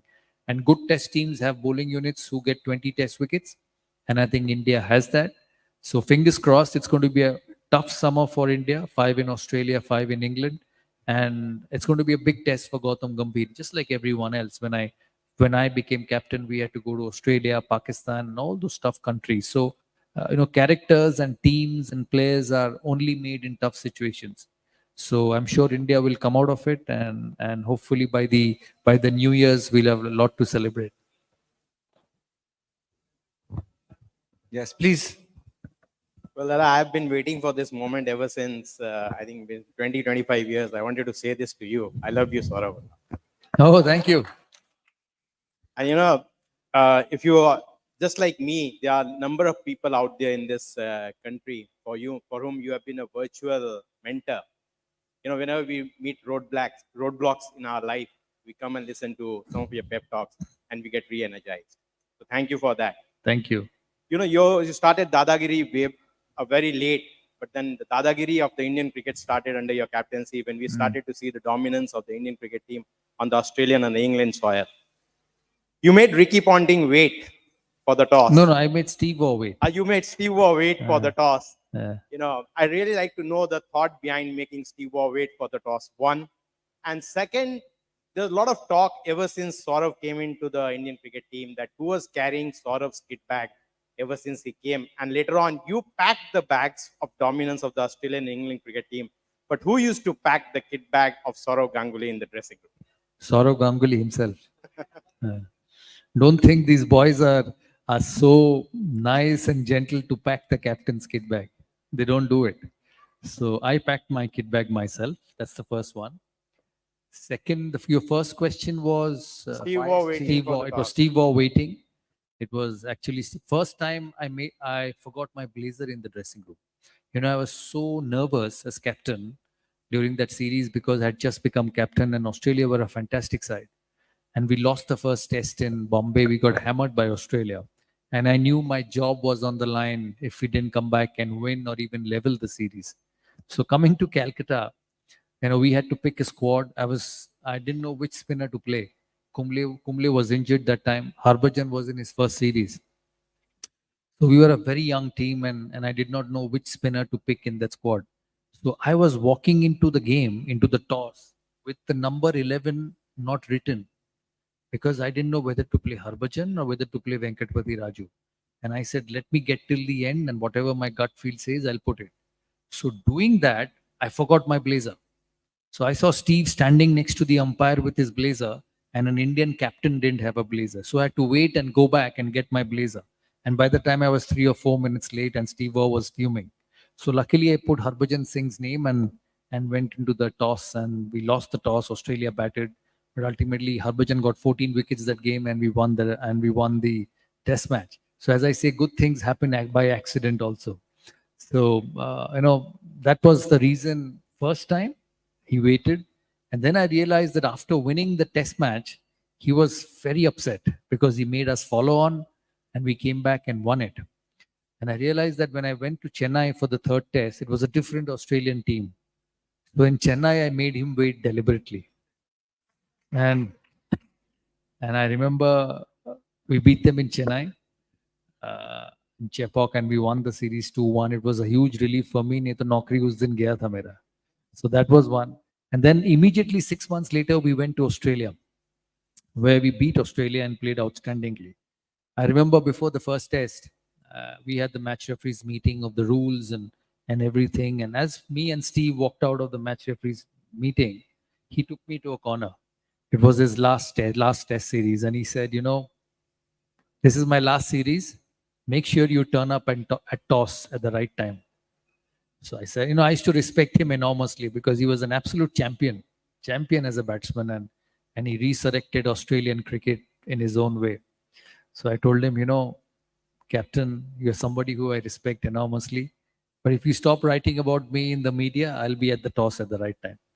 And for the 4 test matches, there was not one article on Saurav Ganguly in the newspaper by Steve Waugh. And I used to be at the toss before him every day. So it was just one of those things which happened. And then I realized that, it was a different Australian team under pressure.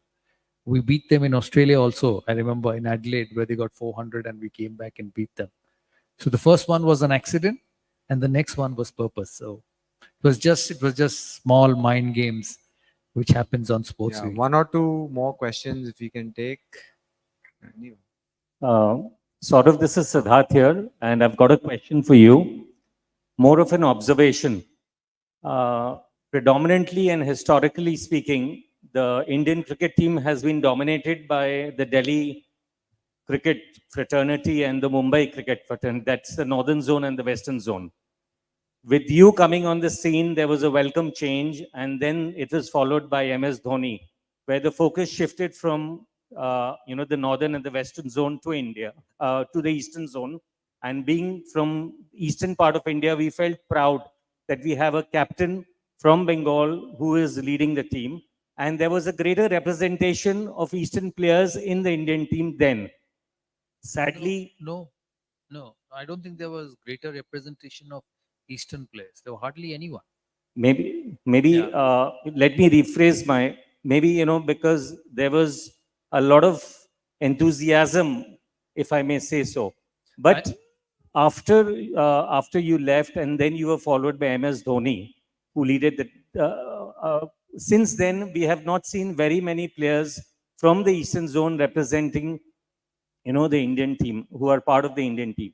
So do you think there is a dearth of talent, if I may put it that way? No. Or what could be the possibly reason for the... For me, when I picked a squad, when I became captain, I did it on merit. It was no east, west, north, south or central. It was about the best players playing for India. And I managed to do that. And to be honest, I saw that culture getting into Indian cricket, and then Dravid became captain after me. Then Anil came, and then MS Dhoni became captain, then Virat, then Rohit. And the same trend continued. The best people were picked for India. Coming back to your second question about representations from the East, there are quite a few in this national team. After I finished, there's Riddhiman Saha who came in, who played almost 45 test matches. Then there's Mohammad Shami now, who's almost 70 test matches old. There is Akash Deep, who's a local boy, who's a Calcutta boy.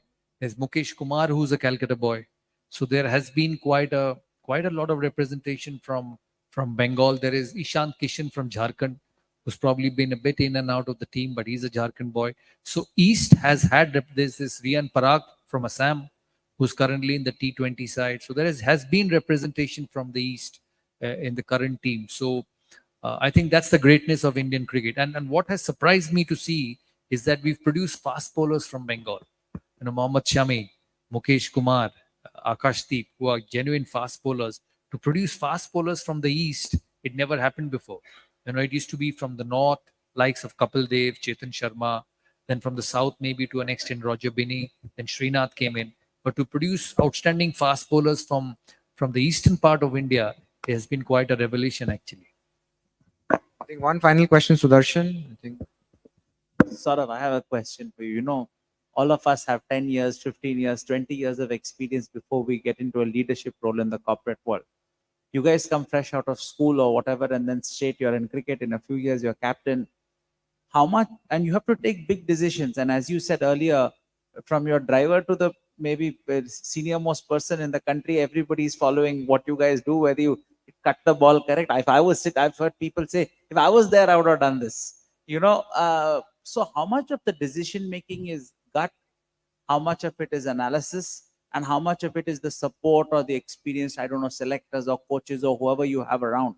Yeah, I think it's a bit of both, a bit of all three. But see, the difference between your life and ours is we have a very short career. 15 years. If you're the best, you play 15 years. There are people finishing careers in 5 years, 6 years, people who never play for the country. See, in business, the older you grow, the more experience you become, and you have a lot of opportunity to work, probably 30, 40, 50 years or the rest of your life. But for sport, 15 years, 16 years, and then you have to do something else, because that's what the game is. So you get into leadership positions very early. At the young age, I became captain when I was 26 years old. And you have to take decisions which the whole country scrutinizes. That's why you see sportsmen becoming bald, gray beard. Or look at MS Dhoni, how much gray he has. So you go through that, but then you learn. I've always said, you put people under pressure, and the stronger ones will learn how to handle pressure. And I think we did that at a very young age. But having said that, sports is about youth. A Roger Federer or a Cristiano Ronaldo or a Sachin or a Virat come in and be great individuals at a very young age. Imagine Sachin called being one of the greatest at the age of 20. It very rarely happens to common people or normal people who are in other professions. So you deal with that, and you learn, and you educate yourself in that process, because you don't have much time. There's so many. There are lakhs and lakhs of playing the sport, and only 15 get selected. And you play in a team sport where somebody else is actually taking your decision. It's not an individual sport, where you take your own decision. If you have a bad season, you work hard and come back the next season. But in team sport, if you have one bad year, you may not get the chance again to resurrect yourself, because somebody comes in, scores runs, and you're sitting out for the rest of your life. So there's a lot more pressure, a lot more challenges, a lot more insecurity. And I think that toughens up individuals. No, thank you. I think we will have to stop our Q&A session. And I'd like to invite our Vice President, Mr. Brij Bhushan Agarwal, to give the official vote of thanks. Thank you, everyone. Thank you.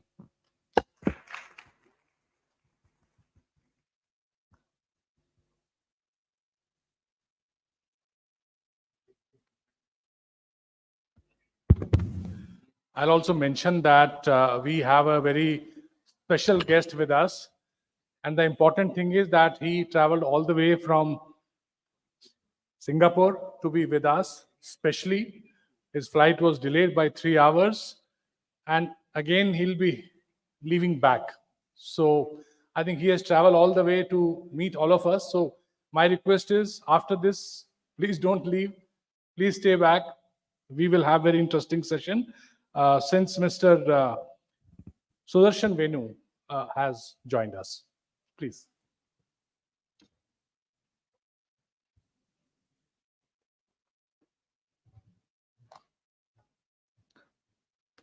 Mr. Saurav Ganguly, Dada, Tiger of Bengal, legend, former captain, cricket team of India.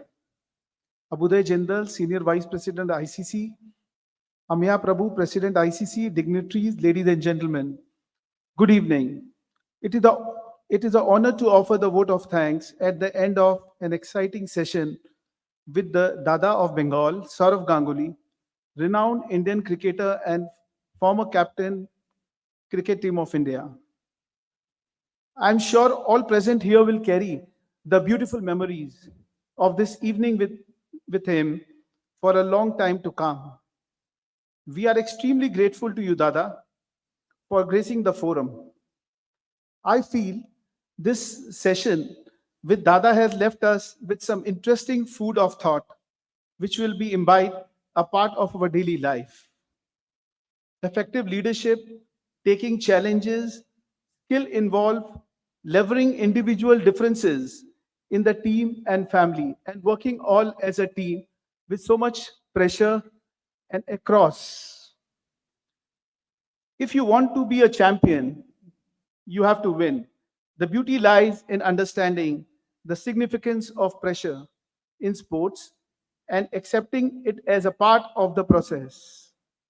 When the time comes, say goodbye for the grace. Even the greatest of the champions had to embrace retirement. There is always a bigger part of life still to be lived and enjoyed. The youth of our country is the greatest assets. India should provide it an opportunity to play and include sports as an internal part in their schools' education. The parents and family have to support this passion as sports to their children. Throw the revenge the crash can, be the best you can. The only way to deal with detractors is to be good at your work and they fall by the wayside. Bettering your performance is the best revenge that one can award to the other side. With these words, I would once again thanks to Dada for making such a great event. Thank you so much.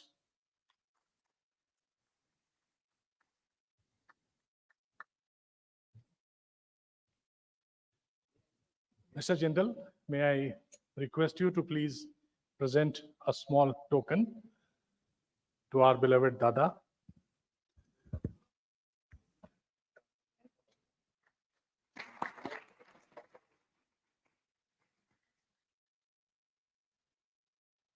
I think Dada deserves a standing ovation. We all respect, love, and we have great regard for him.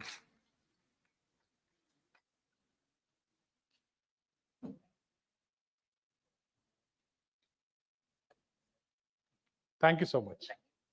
Thank you.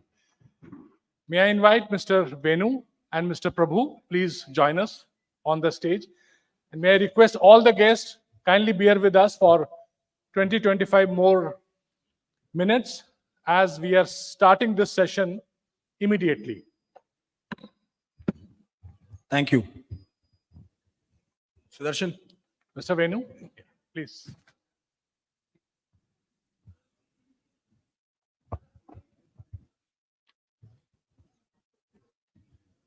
May I request all the guests to kindly remain seated for this very interesting and very engaging dialogue between President and Mr. Venu. Thank you. Take 5 minutes to come. Yeah. So we'll start. I think, thank you so much, Sudarshan, for coming all the way. Sudarshan has come from Singapore only for 2 hours to meet us and go back. So I think it was very, and that his flight got delayed. So I think I'm very, very grateful for Sudarshan for being here today, all the way from Singapore. Sudarshan is, in addition to being one of the brightest young business leaders of India, he's also one of the MD of TVS Motors. He's 5th generation or 4th generation from the TVS family. And of course, a very, very dear friend of mine. I think every time I look at TVS stock and how well it's doing today, it's already at 1,30,000 crore market cap, just TVS Motors. And of course, there are several other rockets to be fired in the TVS stable. And again, I'd like to thank all of you. You've been here since 4:30 p.m. I know it's been a long day and all of you have been here, but thank you so much for being patient and for the last session today, which unfortunately got delayed. I know we were meant to end already, but I'm going to get straight into it. So Sudarshan, you've of course been one of India's, I would say, running one of India's most prominent and fantastic companies, being a 4th generation leader of a prominent family.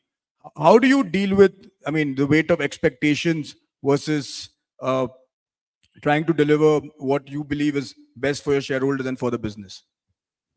I think, Amir, thanks for having me, and sorry again to keep all of you waiting. I really wanted to come and Amir had invited, but I'm really sorry about the technical snag which happened. And anyway, I'm glad I'm get to be here. I think compared to what Saurav said earlier, in business, one advantage is you have a little bit of time to take decisions, but you're not taking it instantly and everybody is not judging you.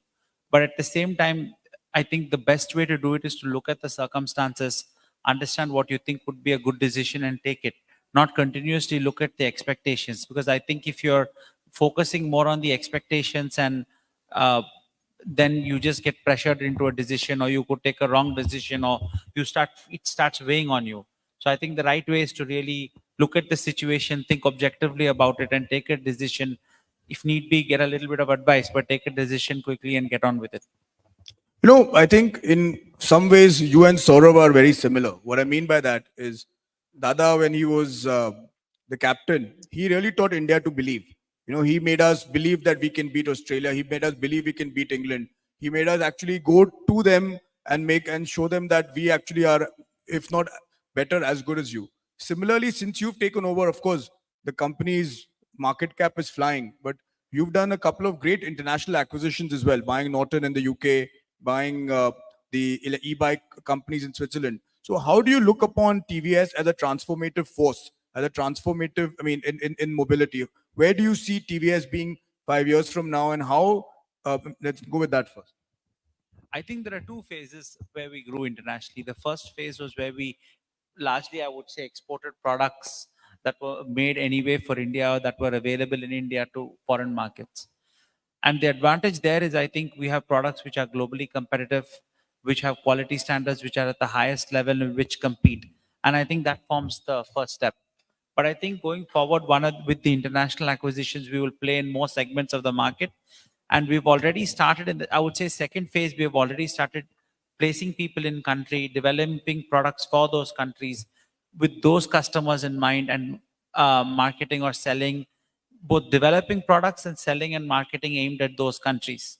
And the third, of course, is when you start becoming really global, where you have different brands that are catering to different segments, and each of them are run with a certain common thread of quality, technology, and management, with a lot of differentiation in terms of products, marketing, and brands.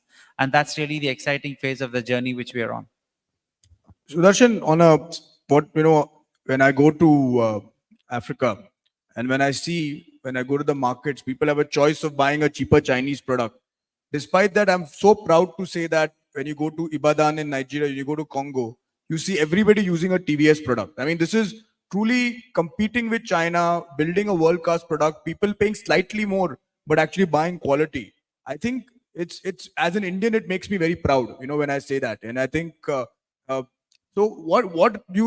my question to you is, what makes TVS so special that people, even price sensitive people, prefer to actually spend a bit more rather than just go and buy the cheapest thing which is possible? I think we've always stood for quality, kept the customer at the heart of what we do, ensured vehicles and quality goes beyond just reliability and durability, but to ensure really that customers are fully satisfied in their usage experience and that the products are really designed for their use case.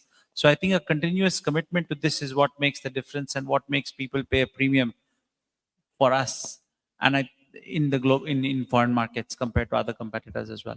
Sudarshan, we have, of course, some of our members here, some of them are young entrepreneurs, but we have several more who watch the repeats of this online. Sorry, on that. There are a lot of young entrepreneurs, young business people, even Calcutta, as you know, we have a lot of family businesses similar to yours that people take over. Some maybe even older businesses that people take over. I mean, I see a few in the audience here as well.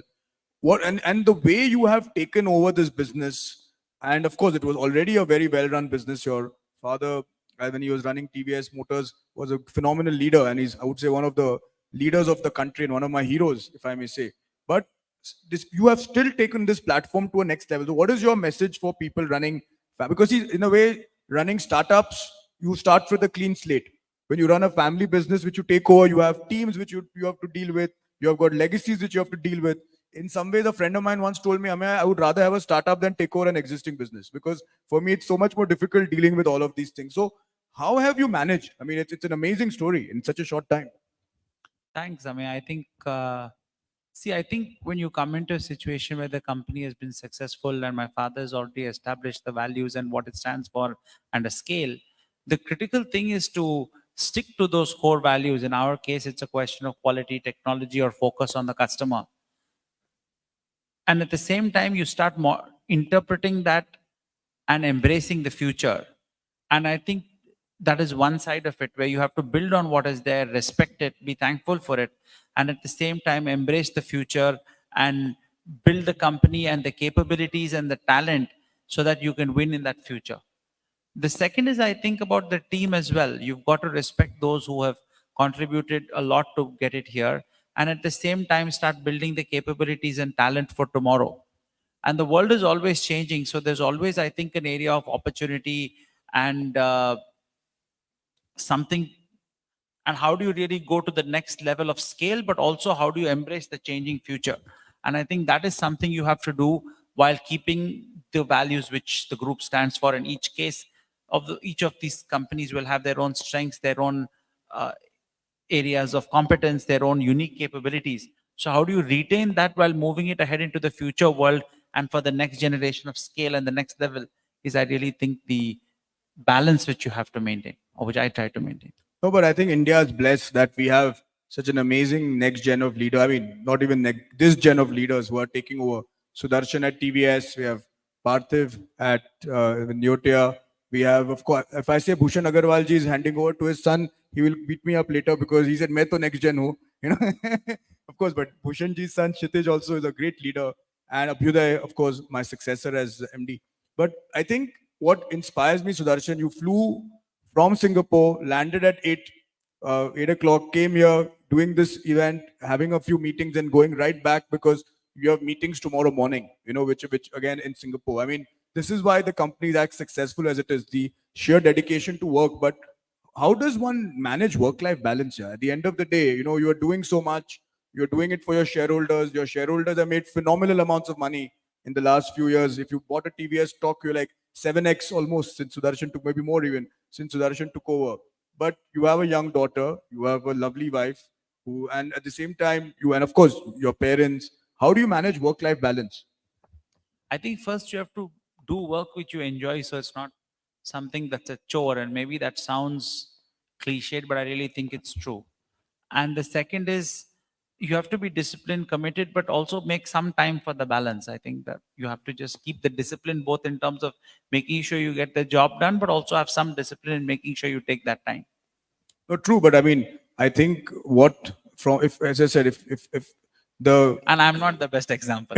no, Let's but, also be candid. no, but you are a great father, great husband, and of course, coming back to TVS, it's one of the best known brands from India, and I think, and being a consumer brand, I think it's in a way similar to what Saurav said, that the watchman, the driver, the cook, everybody has an opinion even on TVS. You know, at the end of the day, I mean, I remember I'd gone to Nigeria once and I was talking to the rickshaw driver, who used the TVS, and he had a lot of opinion on the product, that how the product should be better, how it should be good. And by the way, this is great. I mean, listening to the customer at the end of the day is very, very important. But at the same time, the flip side is when you are in the consumer business, even if something is slightly wrong, it's always you are to blame.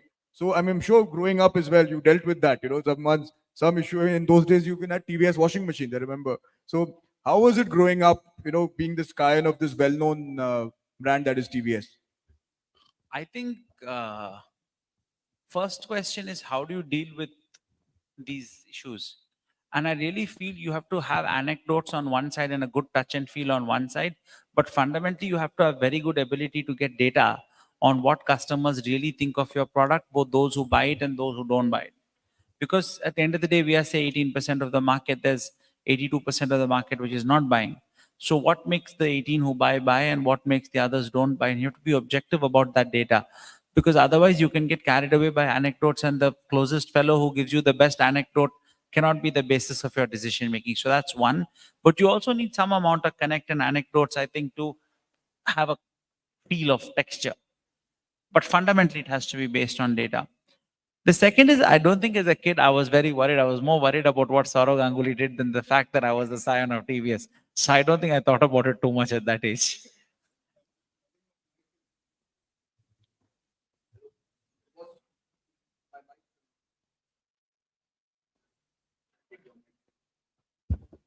I think we have the same Kamala Harris, Donald Trump issue that we had earlier. I was saying earlier when I was interviewing Bhumi was like, are they tired of us? Have they switched off my mics? And I was like, it's probably what you do. That's because what they did in this last debate, they decided to have, boss, ye check karna jara, please. And I know you guys have been waiting. I think I have a couple of more questions, and I'm going to throw it to the audience and then dinner serve. I think, Sudarshan, where do you see TVS in the next 5 I mean, you know, they say that when the tide is rising, all the ships rise. India's tide is rising. But you are not only an Indian business today. You are a global business. You know, you have sales in Congo, in Nigeria, in Colombia, in Switzerland. Hope now when Norton launches in US, Europe. So today, and while parts of the country are doing well, I mean, parts of the world are doing well, there are challenges in other parts of the world. So I'll give you a two-part question. Number one is, where does you see TVS in the next 5 years vis-a-vis India? And where do you see TVS vis-a-vis global mobility going forward? Two things. first, I think we are lucky in our generation to be in such amazing times where India is the fastest growing large economy and there's such a tide in our favor, both government support, young demographic. So really we are lucky to be in that. So I think the India growth story and the amount of opportunities it creates is really tremendous and we are lucky. For TVS, two things. One is I think it creates the world's largest two-wheeler market, which we can leverage to improve our understanding, of course, do business, to carry our overheads, to then form the basis of our R&D, but we can also then leverage that to expand to other countries. So in the next 5 to 10 years, I definitely see a great growth in India, but also a greater global footprint for TVS, including in markets where we don't have a presence today, and more products and premium products in India as affluence rises. So I think lifestyle also becomes more important. The second is I think the growth in India has created tremendous opportunities for other businesses and particularly financial services. Today is 25% of our group and is something that that is fast growing, is growing at 30% a year. Today we have close to 30 million consumers on the consumer finance platform. So I think that also this time in India in which we are also creates so many opportunities to do other businesses as well. No, I think TVS credit that Sudarshan is speaking about is the financial services arm of the group. And I think it's unlisted today. And I'm sure when it lists, it will be one of the most successful NBFCs also in the country. And, with that, I know Sudarshan also has a flight to catch. He has to go back to Singapore. And I think if we have a couple of audience questions that we can take before dinner, so I would request anybody from the audience. I know it's been a long day, but I think Parthiv has a question. Our honorary vice president. Or maybe Parthiv, you can just speak. I think.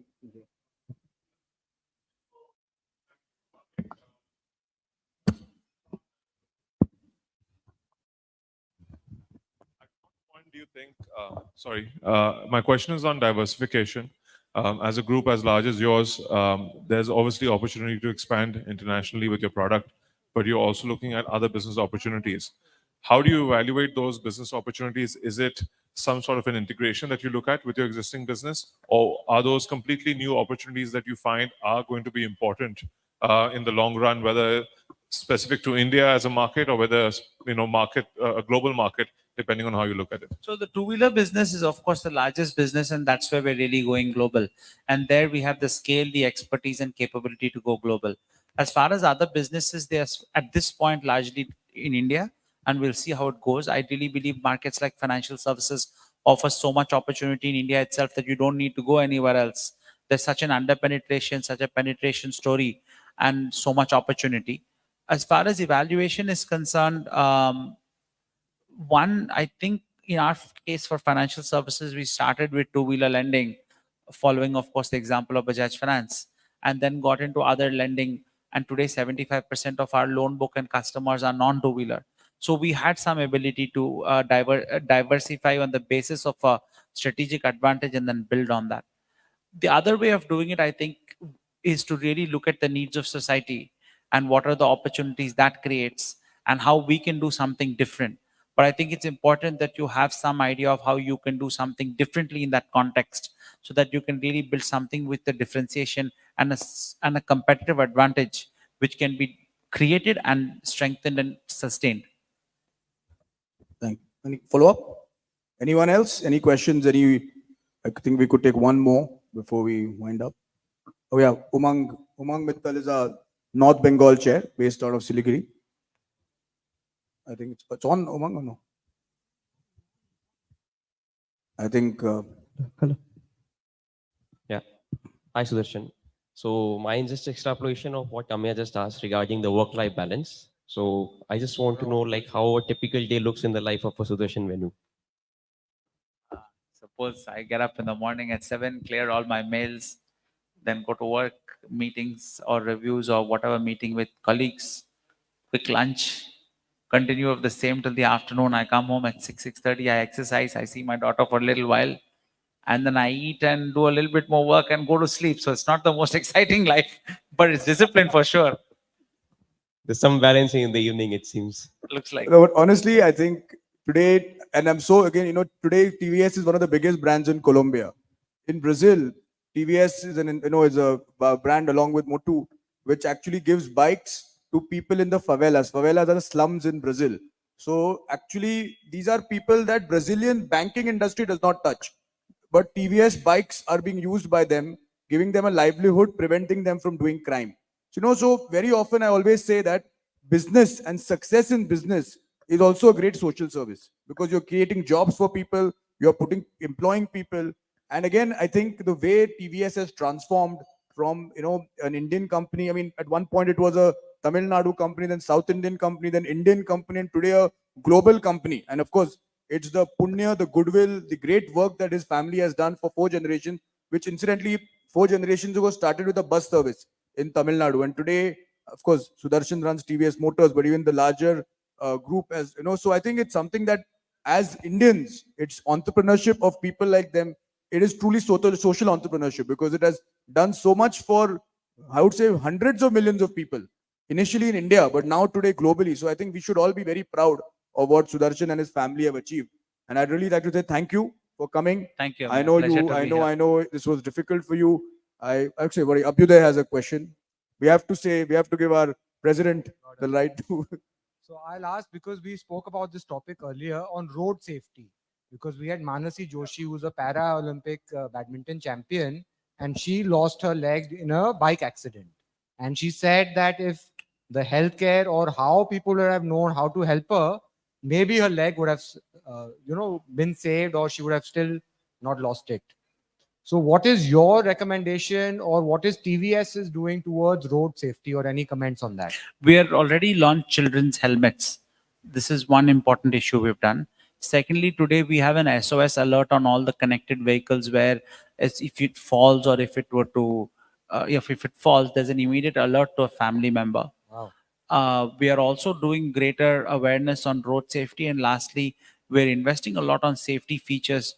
You'll see some of them in the future where, the bikes do get safer, or there's some kind of beep or alarm when people come nearby. This kind of connectivity and software, I think, is the third aspect. So one is the awareness portion, and of course, products around that like helmets, the active, and the third is active safety, which is really to do with software and controls on the vehicles. And you're already seeing it on some of the big bikes and improved vehicle safety. So both on passive safety, social awareness, passive safety, and active safety definitely are big focus areas. Thank you. I think it's a very important topic that you're taking up. Thank you. Thank you. Dr. Singh, I think, thank you so much, Sudarshan. Thank you for coming. Thank you to the audience. You've been thank you so much, all of you. I think we had about 300 people who came today, and still about 100 are still here. So I am very, very grateful to all of you. And Dr. Singh, I'll hand it over to you. Thank you so much. Before we close, I'll request our president to please present a small token.